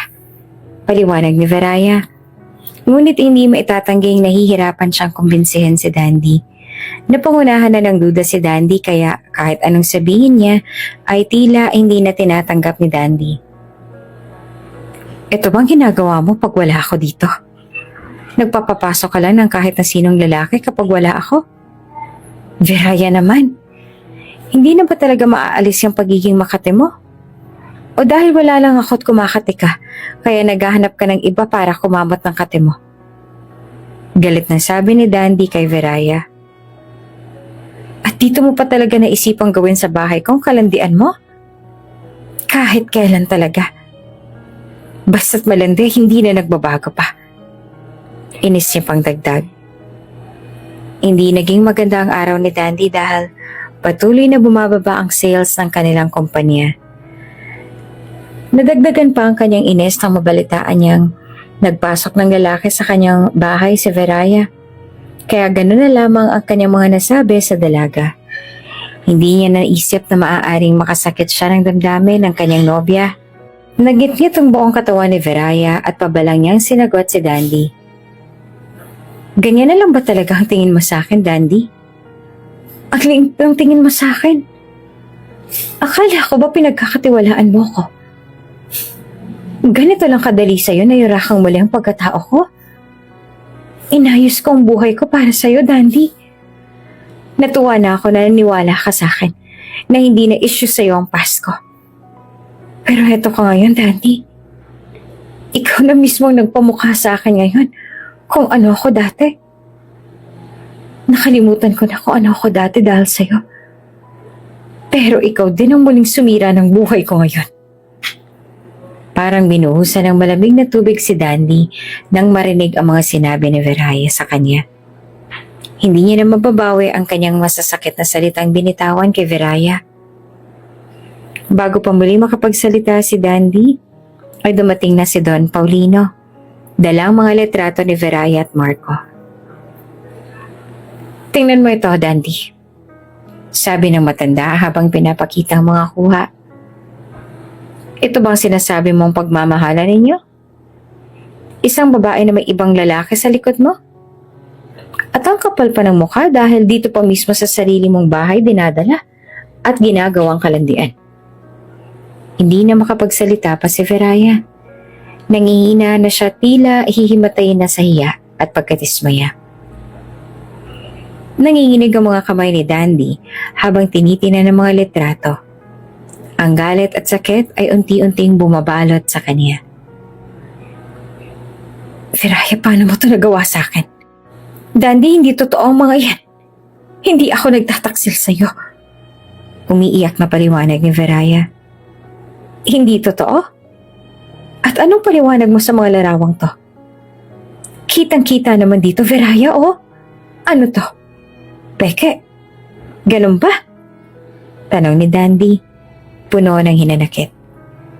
Wala nang magawa si Veraya kundi ang umiyak. Wala akong ibang minahal kundi ikaw, Dandy. Hindi ko magagawa ang sinasabi nila. Alam kong alam mo yan, Dandy. Pero hindi ko kaya maniwala pa, Veraya. Sa kabila ng hirap na pinagdaanan ko ngayon, talagang tiniming mo pang isabay ang kalandian mo. Sabi ni Dandy. Ang boses niya ay halos pabulong na dahil sa sakit. Siguro tama si Dan. Hindi nga tayo magka-level. Hindi tayo dapat nagsama. Total, manghuhutot ka na lang din. Sa'yo na tong rest house ko na to. Ayaw ko na ring balikan ang bahay na to. Niyurak mo ang ganda ng bahay kong to, Veraya. Sana maging masaya ka na. Salamat nga pala sa napakasakit na araw na to. Salamat. Pamamaalam pa ni Dandy sa dalaga. At sa huling pagkakataon tumingin si Dandy kay Veraya bago tuluyang lumabas ng rest house. Iniwan niya itong umiiyak, wasak ang puso at kanyang dignidad. Hindi madali para kay Verayang bumangon mula sa pagkawasak ng kanyang relasyon kay Dandy. Ang sakit ng mga paratang nito ay bumalot sa kanyang puso.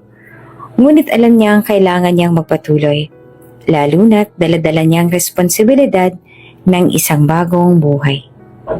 Naiwan sa kanyang rest house si Dandy. Isang bahay na dati puno ng pagmamahalan. Ngunit ngayon naging paalala ng lahat ng sakit. Ibinalita ni Don Paulino sa kanya na iniwan na ito ni Dandy. Sa'yo ng bahay na yan. Gawin mo kung anong gusto mo. Ayoko nang makita ang anak ko na naubos ang oras sa ganitong kalokohan. Malamig na sabi nito. Bagamat masakit para kay Veraya ang tumira sa bahay na iyon at labag sa kanyang kalooban, wala siyang ibang mapuntahan. Napilitan siyang tanggapin ito at pinilit na magsimulang muli. Sa mga sumunod na buwan, tahimik na namuhay si Veraya. Hindi niya tinignan ang kanyang sarili bilang biktima. Kahit pa sinira siya ni Don Paulino, ay hindi niya iyon naisip pa. Sa halip ay nagsimula siyang maghanap ng trabaho. Sa isang malaking hotel sa bayan, natanggap siya bilang tagalinis ng mga kwarto. Maaga siyang pumapasok. Madalas, pag naglalakad dahil nagtitipid siya ng pamasahe at exercise na rin para healthy ang kanyang pinagbubuntis. Hindi madali ang kanyang trabaho. Madumi, mabigat, at nakakapagod, lalo na't siya ay nagdadalang tao. Isang hapon habang nililinis niya ang isang kwarto, bigla siyang nakaramdam ng hilo. Hinawakan niya ang gilid ng kama para hindi matumba. Diyos ko, huwag naman po sana ngayon. Bulong niya habang sinisikap na tumayo. Agad siyang dinala ng kanyang mga kasamahan sa klinika ng hotel at inirekomenda ng doktor na magpatingin siya sa ospital. Agad siyang tumungo sa ospital. Ipinahayag ng doktor ang kanyang balita. Miss Veraya, mukhang hindi basta-basta ang pagbubuntis mo, sabi ng doktor habang nakatingin sa resulta ng ultrasound. Napatigil si Veraya. Anong ibig niyong sabihin, Doc? Triplets ang ipinagbubuntis mo. Ngiti ng doktor. Hindi pang karaniwan. Pero mukhang malulusog ang mga sanggol. Nanlaki ang mga mata ni Veraya. Hindi niya alam kung matutuwa ba o matatakot siya. 3 sanggol? Paano niya ito bubuhayin na mag-isa? Habang pauwi siya mula sa ospital, hindi niya napigilan ang pagbagsak ng luha. Hindi dahil sa takot kundi dahil sa bigat ng responsibilidad na naghihintay sa kanya. Ngunit pinili niyang maging matatag. Kahit wala si Dandy ay nadesisyonan niyang maging matapang sa kahit na anumang hamon. Sa puso't isip niya ay umaasa pa rin siya na babalikan siya ni Dandy. Alam niyang totoo ang pag-iibigan nila ni Dandy at humarap lamang ang kanilang relasyon sa isang malaking hamon tulad ng ibang relasyon. Sa kabila ng kanyang kondisyon ay nagpatuloy si Veraya sa pagtatrabaho. Binawasan niya ang kanyang oras sa hotel upang magpahinga. Ngunit hindi siya tumigil. Alam niya ang kailangang mag-ipon para sa kanyang mga anak. Mabuti na lamang at mabait rin ang kanyang manager at niintindihan rin ang kanyang sitwasyon. Naawa na rin sila kay Veraya kaya kahit na bawal, mas pinagpahinga nila ng dalaga in between her hours of work. Tulad ng ibang nanay na galak sa kanilang pagbubuntis, ay minabuti ni Veraya na kausapin palagi ang kanyang baby sa tiyan. Kayong mga anak ko ang dahilan kung bakit kailangan kong magpatuloy. Bulong niya habang hinahaplos ang kanyang tiyan tuwing gabi. Pinilit niyang gawing masaya ang bawat araw.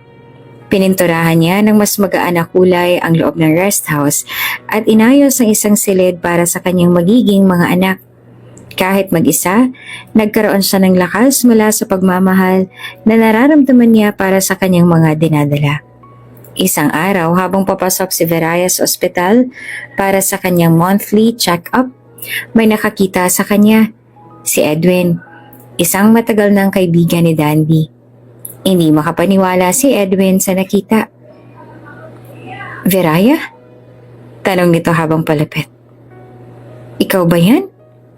Napangiti si Veraya, kahit halata ang pagod. Oo, Edwin, kamusta ka na? Anong ginagawa mo dito? Buntis ka? Hindi maitago ni Edwin ang pagkabigla. Oo, sagot ni Veraya. Ngunit hindi niya ipinaliwanag pa ang detalye.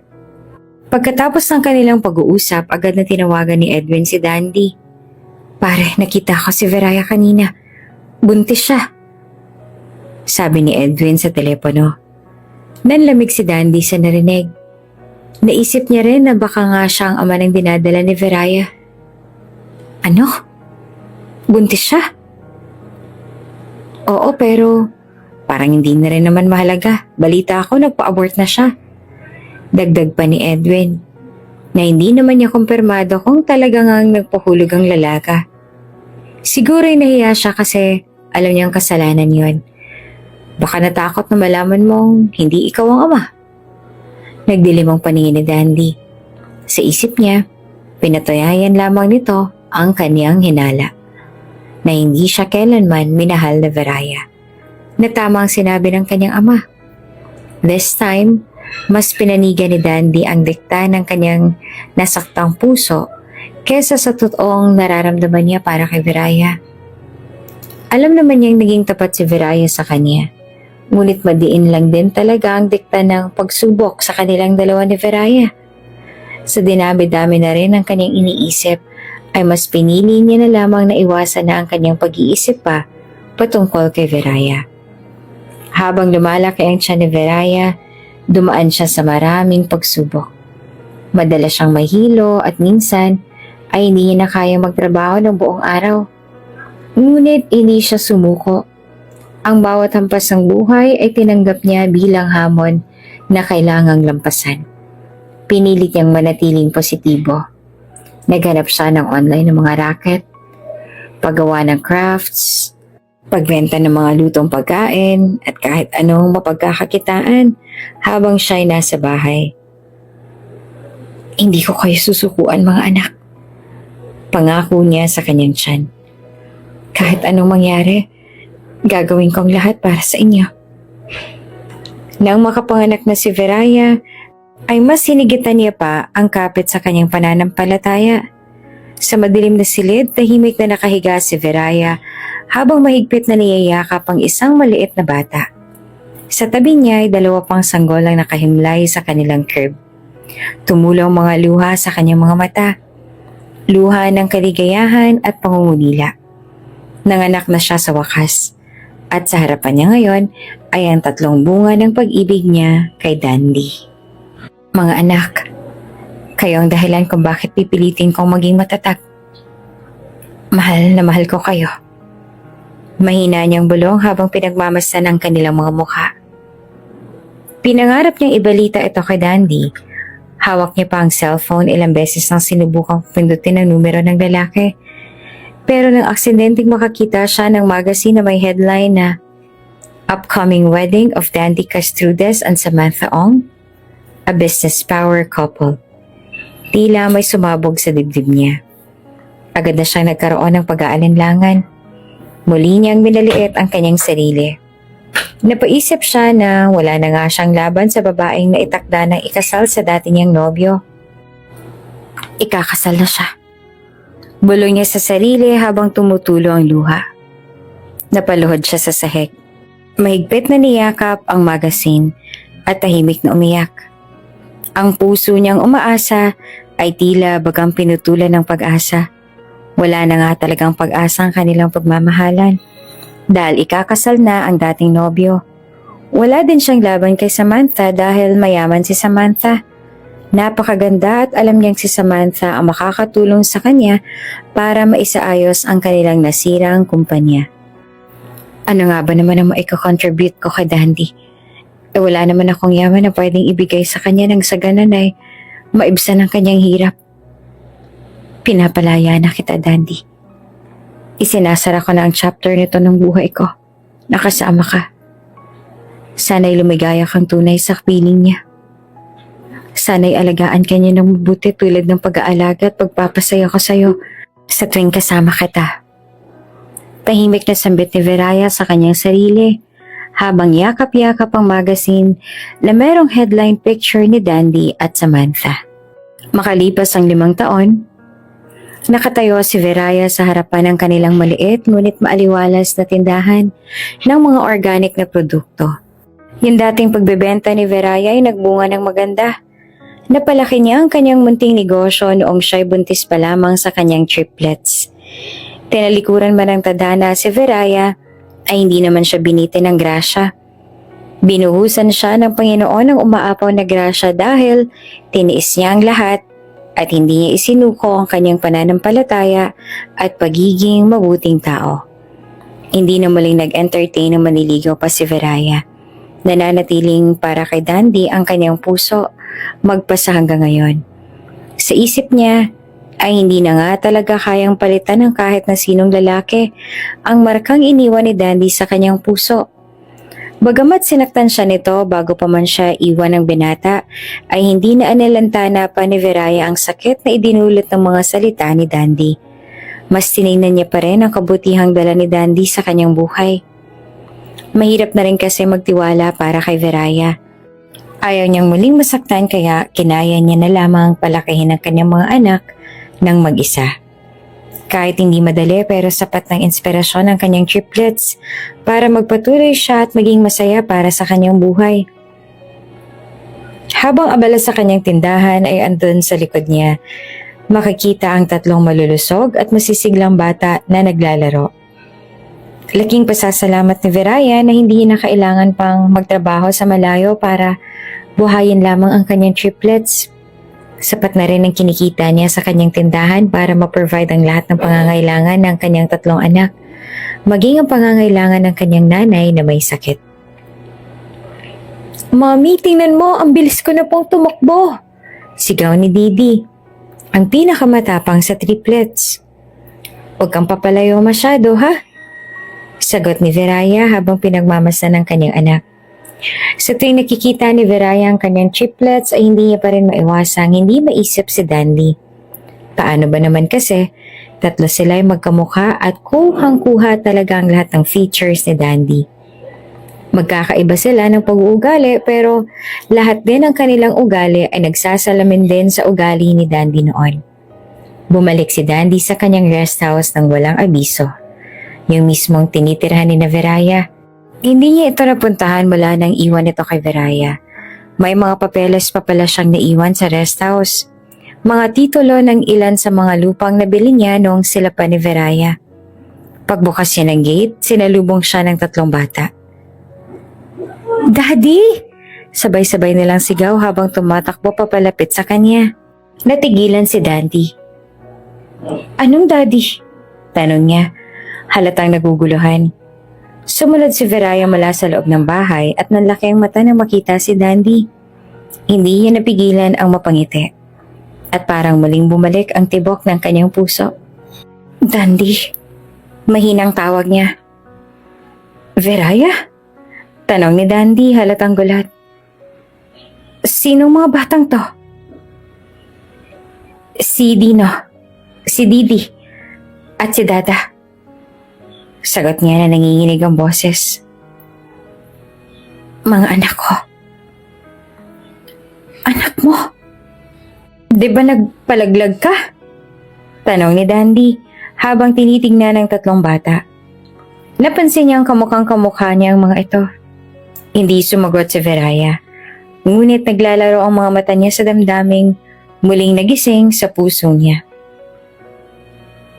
Samantala, sa opisina ng Castrudes Group of Companies, nagsisimula ng maramdaman ni Don Paulino ang bigat ng problema.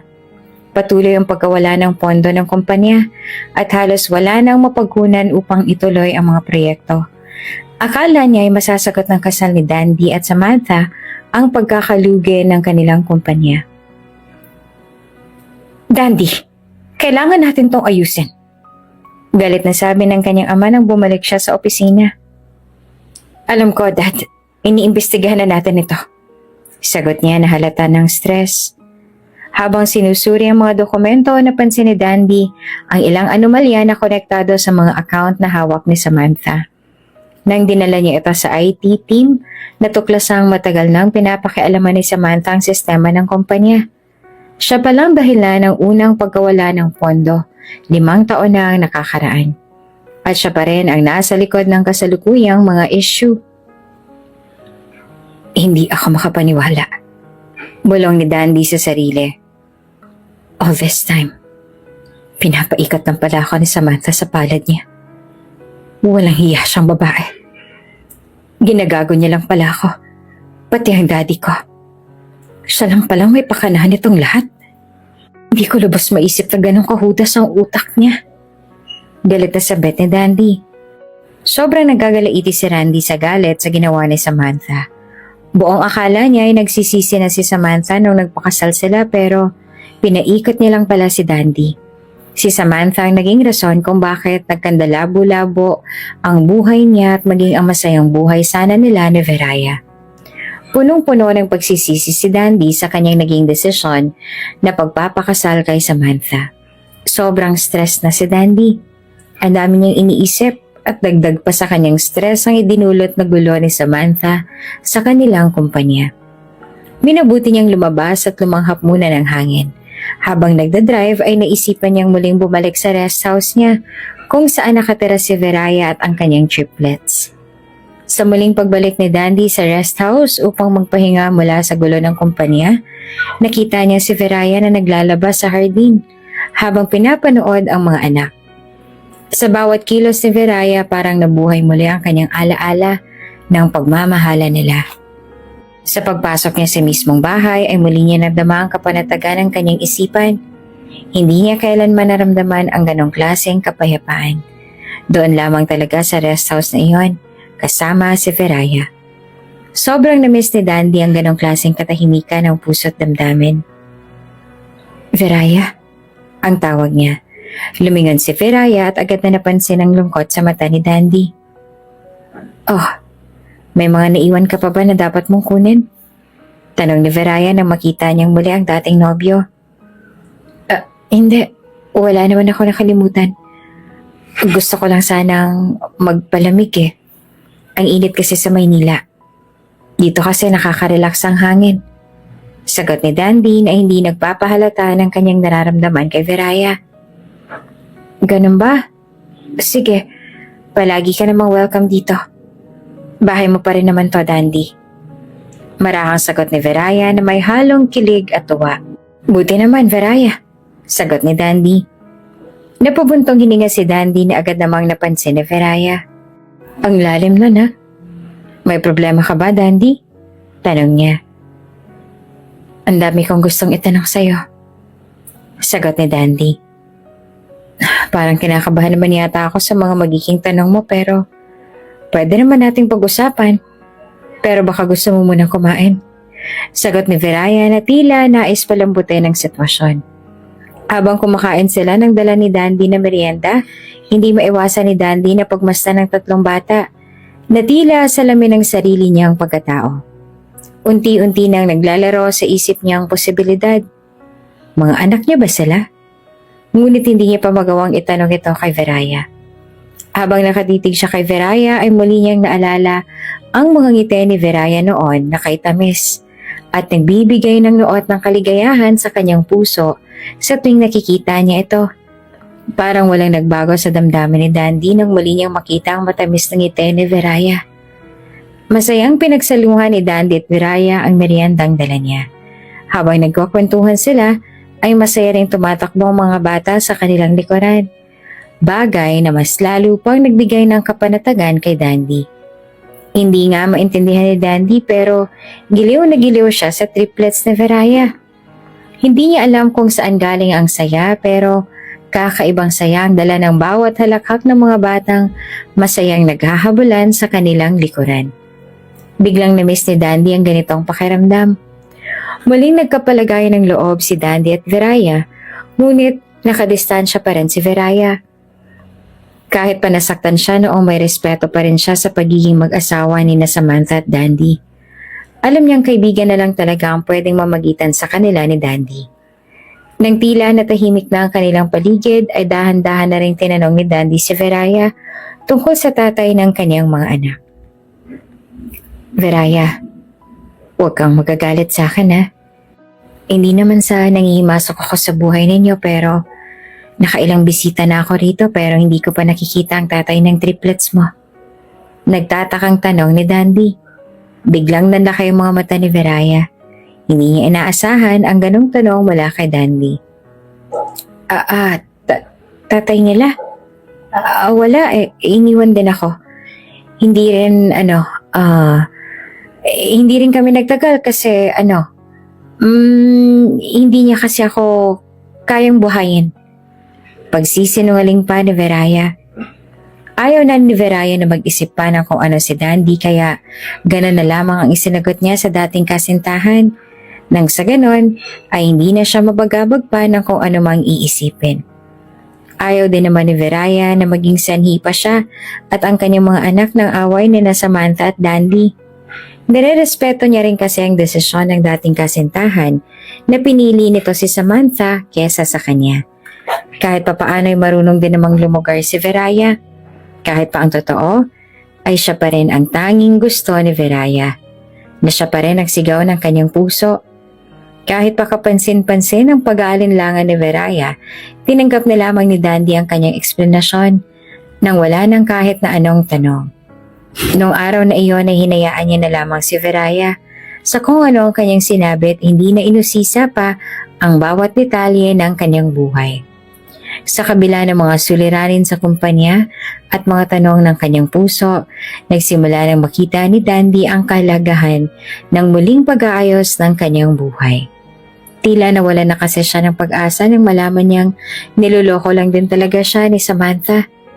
Sa harap ng mga problemang dinaranas nila, nariyan si Veraya at ang mga bata. Tila sinasabi ng tadhana na oras na upang alamin ang buong katotohanan. Habang abala si Dandy sa problema ng kanilang kumpanya, hindi niya maiwasang mapaisip tungkol sa triplets. Hindi maipaliwanag ang koneksyon niya sa mga bata. Nagsimula siyang bumisita ng palihim para makasama ang mga ito. Nagugustuhan niya ang kanilang talino at mga kwento. Hindi nga maintindihan ni Dandy kung bakit sabik na sabik siyang makitang muli ang mga bata. Hindi naman siya mahilig sa mga bata pero this time, parang kakaiba na yung kasiyahing nadarama niya sa tuwing maiisip niya pa lang sila. Kaya nung magkaroon siya ng pagkakataon na mabisita ang mga bata, ay talagang ginawa niya iyon. Dumaan muna siya sa isang sikat na toy store at binili ang triplets ng tigi-isang toy. Bumili rin siya ng makakain ng mga bata. Pagdating ni Dandy sa rest house, agad siyang sinalubo ng mga bata. Lahat sila'y nagmano at nag-kiss kay Dandy. Hanggang sa mga oras na yon ay dati pa rin ang tawag nila kay Dandy. Hindi pa man klaro ng kanyang isipan ay hinayaan niya na lamang ang mga bata sa kanilang gustong itawag sa kanya. Pagkapasok niya ay agad siyang sinabihan ni Veraya ng, "Pasensya ka na sa kanila ha. Wala kasi silang daddy kaya nasasabik lang sila na magkaroon ng daddy. Hayaan mo na muna silang tawagin kang daddy ha." "Wala naman yan sa akin, Veraya eh. Natutuwa din naman ako sa mga batang yan kaya okay lang din na tawagan nila akong daddy." Kahit pa gano'n na naging sagot ni Dandy ay napapaisip pa rin siya dahil minsan na nga siyang sinabihan ng mga bata na kinakwento raw siya ng kanilang mommy sa kanila. Kaya nga ba mas umigting pang hinala ni Dandy na siya nga ang ama ng mga bata. "Ang gagaling nila," sabi niya kay Veraya nang minsan nagkausap sila ni Veraya at magiliw na tinitingnan ang kulitan ng triplets. Parang may kakaiba sa kanila na hindi ko maipaliwanag. Masaya na si Dandy muli. Nakahanap na siya ng lugar kung saan kahit papaano ay mapapawi rin ang kanyang stress at bigati. Hindi pa kasi siya makagawa ng aksyon para talagang mapanagot na si Samantha sa kanyang pagkakamali. Minsang hiniram ni Dandy ang mga anak ni Veraya at hindi naman niya ito ipinagdamot kay Dandy. Paraan na rin ito ni Veraya na makarelax at makapag-me time dahil sa totoo lang, wala na rin talaga siyang oras para sa kanyang sarili. Naubos na lahat ng oras niya sa paghahanap buhay at pag-aalaga ng kanyang triplets at kanyang nanay. Dinala ni Dandy ang mga bata sa kanyang opisina at halos lahat ng empleyado ay giliw na giliw sa kakitan ng triplets. Halos lahat sila ay talagang binigyang pansin ng triplets. Wala kwento din ng mga bata kaya natuwa talaga ng sobrang ibang empleyado sa kanila. Ang iba nga ay binibigyan pa sila ng pera at mga candy. Habang nasa opisina ni Dandy ay nakita ng mga bata si Samantha. Mukhang nakuha ni Samantha ang loob ni Dada. Dahil na rin sa kanyang kapansin-pansing ganda kaya naisip ni Dada na sundan si Samantha nang bumisita ito sa opisina ni Dandy. Pumunta si Samantha sa isang gilid ng pantry. Inakala ni Samantha na walang nakakita kung saan siya at walang makakarinig sa kanyang mga sasabihin sa kausap niya sa kanyang babae na nag-aantay sa pantry ng kanilang department. Dahil sa liit ni Dada ay hindi siya napansin pa ni Samantha doon sa corner ng pintuan. Habang nagtatago siya doon para sa nagulatin si Samantha ay unti-unti niyang narinig ang bulungan ng dalawang babae. Narinig niya ang utos ni Samantha sa isang babae na maglabas ng pera mula sa account ng kumpanya. Takot, ngunit matalino si Dada. Nagawa ni Dada na i-record ang lahat gamit ang kanyang cellphone. Si Dada kasi ang tagadala ng cellphone sa kanilang tatlo. Siya kasi ang mabilis na mag-update sa kanyang mommy sa tuwing umaalis sila ng bahay na hindi siya kasama. Matapos narinig ni Dada ang mga pinag-uusapan ni Samantha at ng kanyang kasama, ay tumahimik lamang siya parang walang alam sa nangyari nang makabalik siya sa opisina ni Dandy. Hindi na muna niya sinabi kay Dandy ang kanyang narinig. Nang makauwi na ang triplet sa kanilang bahay ay agad niyang sinabi kay Viraya ang lahat na kanyang narinig mula kay Samantha. "Mami, may gusto akong sabihin," sabi ni Dada. Inilahad niya ang narinig mula kay Samantha at ng kanyang kausap sa pantry kay Viraya. Lingid sa kaalaman ni Dada ay nakasunod pala si Dandy sa kanya at narinig niya ang bawat salitang kinuwento niya sa kanyang mommy Viraya. Sa tulong ng triplets, gumawa si Dandy ng plano para mahuli si Samantha sa akto. Pinagplanuhan ni Dandy at ng kanyang matalik na kaibigan na bigyan ng pain si Samantha. Nang sa ganon ay mahuli na nila ito sa akto. Nang mga oras na yon ay ginamit muli ni Dandy na accomplice si Dada. Nakita naman ni Samantha si Dada pero hindi nila lubos maisip na sa murang edad niya ay maisusuplong na pala sila sa kanilang ginagawang pagnanakaw sa Castrudas Group of Companies. Minaliit na Samantha si Dada. Paribasay, bata lamang si Dada pero hindi niya lubos akalain na dahil kay Dada ay mahuhuli siya sa akto. Nang araw ding iyon ay nahuli si Samantha habang inilalabas ito ang pera ng kumpanya. Labis ang galit ni Dandy nang malaman niya ang buong katotohanan. Matagal nang pinaplano ni Samantha ang pagnanakaw para manipulahin siya at mabilitang magpakasal sa kanya si Dandy. Matapos mahuli sa akto ni Samantha, ay agad niya itong sinampahan ng kaso at sinabay niya na rin ang annulment na kanilang kasal. Kinamuhian ni Dandy si Samantha. Ang dami niyang sinirang buhay. Buhay ni Dandy. Kasali na doon ang relasyon nila ni Viraya. Habang kasama si Dada at ang dalawa niya pang kambal, ay agad naisip ni Dandy na ipa-DNA test niya mga bata. Tahimik lamang si Dandy sa kanyang ginawang pagpapatest sa mga bata. Pero, sa bawat araw na lumilipas habang nagkaantay siya ng resulta, ay iginugol niya pa rin ang oras niya kay Viraya at sa kanyang mga anak. Nang lumabas na ang DNA test result, nalaman niya nga na siya nga ang ama ng triplets. Matapos niyang makuha ang DNA test result ay agad niyang hinanap si Viraya upang magpasalamat at humingi ng tawad. Inabutan ni Dandy si Viraya na nagre-repack ng mga tinda niyang asukal at asin. Masayang binati ni Viraya si Dandy.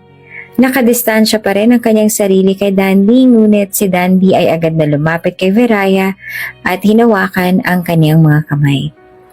Mabilis na inalis ni Viraya ang kamay ni Dandy sa kanya dahil alam niyang may asawa na si Dandy. Iniisip niya pa rin na ayaw niyang makasira ng pagsasama, lalo na't mag-asawa na nga sila ni Samantha. Hinayaan na lamang ni Dandy si Viraya ang dumistansya sa kanya, ngunit ang hindi niya maiwasan mula kay Dandy ay ang tanong na, "Bakit hindi mo sinabi sa akin?" Tanong ni Dandy habang pinipigilan ang luha. Sandali, ano ibig mo sabihin, Dandy? Sagot naman ni Veraya. Huwag mo kong hahawakan, Dandy. May asawa ka na hindi tama na makipaglandian ka pa sa akin. Hindi ako nakikipaglandian sa'yo, Veraya. Pina-DNA test ko ang mga triplets. At lumabas ng resulta. Ako ang ama nilang tatlo. Mariing sagot ni Dandy kay Veraya. Nagulat naman si Veraya sa sinabi ni Dandy. Hindi niya iyon inaasahan. Halos hindi siya makasagot. At hinayaan na lamang na tumulo ang kanyang mga luha. Veraya, pinapaanol ko ng kasal ko kay Samantha. Maaaprubahan na yun ng korte. Veraya, bakit hindi mo sinabi sa akin na buntis ka pala? Sumagot naman si Veraya kay Dandy. Sinabi niya ang buong katotohanan kay Dandy. Dandy, sorry. Alam kong mali ang pagtago ko ng katotohanan sa'yo pero kasi natakot lamang ako noon dahil na rin sa pagkausap sa akin ng daddy mo. Ayaw kitang mapahamak noon, Dandy. Ipinaglaban kita pero mismo ang daddy mo gumawa ng paraan para kamuhian ako. Veraya, sorry. Patawarin mo ko. Wala akong kaalam-alam sa kung ano man ang ginagawa ng daddy ko sa'yo. Veraya, sorry sa lahat ng sakit na naidulot ko sa'yo. Veraya, bigyan mo naman ako ng pagkakataong itama ang mga pagkakamali ko sa'yo. Bigyan mo ulit ako ng tsansa na maipakita sa'yo na mahal kita. Pagsusumamo pa ni Dandy kay Veraya. Sa desperasyon, nagplano si Samantha na ipapatay si Veraya. Ngunit agad naman itong nalaman ni Dandy. Muling pumunta si Dandy sa rest house kung saan nakatira si Veraya. At simula nung malaman niya ang threat sa buhay ng kanyang pinakamamahal, ay muli siyang tumira sa bahay na iyon nang sa ganon ay mabantayan niya sina Veraya at ang kanyang mga anak sa anumang pananakot ni Samantha. Muling binalikan ni Dandy si Veraya at sa pagkakataong to, ipinangako niyang hindi na sila muling magkakahiwalay. Ikinasal sila sa isang simpleng seremonya kasama ang kanilang 3 anak, ang simbolo ng kanilang pagmamahalan. At ang pamilya nila ay naging buo, puno ng pagmamahal at nagsimulang muli ng masayang buhay na magkasama.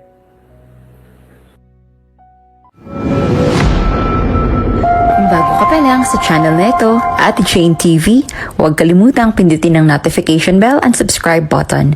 Sana po hindi naman malaking abala sa inyo ang pagpindot ng subscribe button dahil ang kapalit po nito ay ang pagsuporta para makapag-produce ng mga libreng stories sa mga channels ni Ate Jane. Maraming salamat! Tahimik ang paligid na makarating si Dandy sa lumang bahay.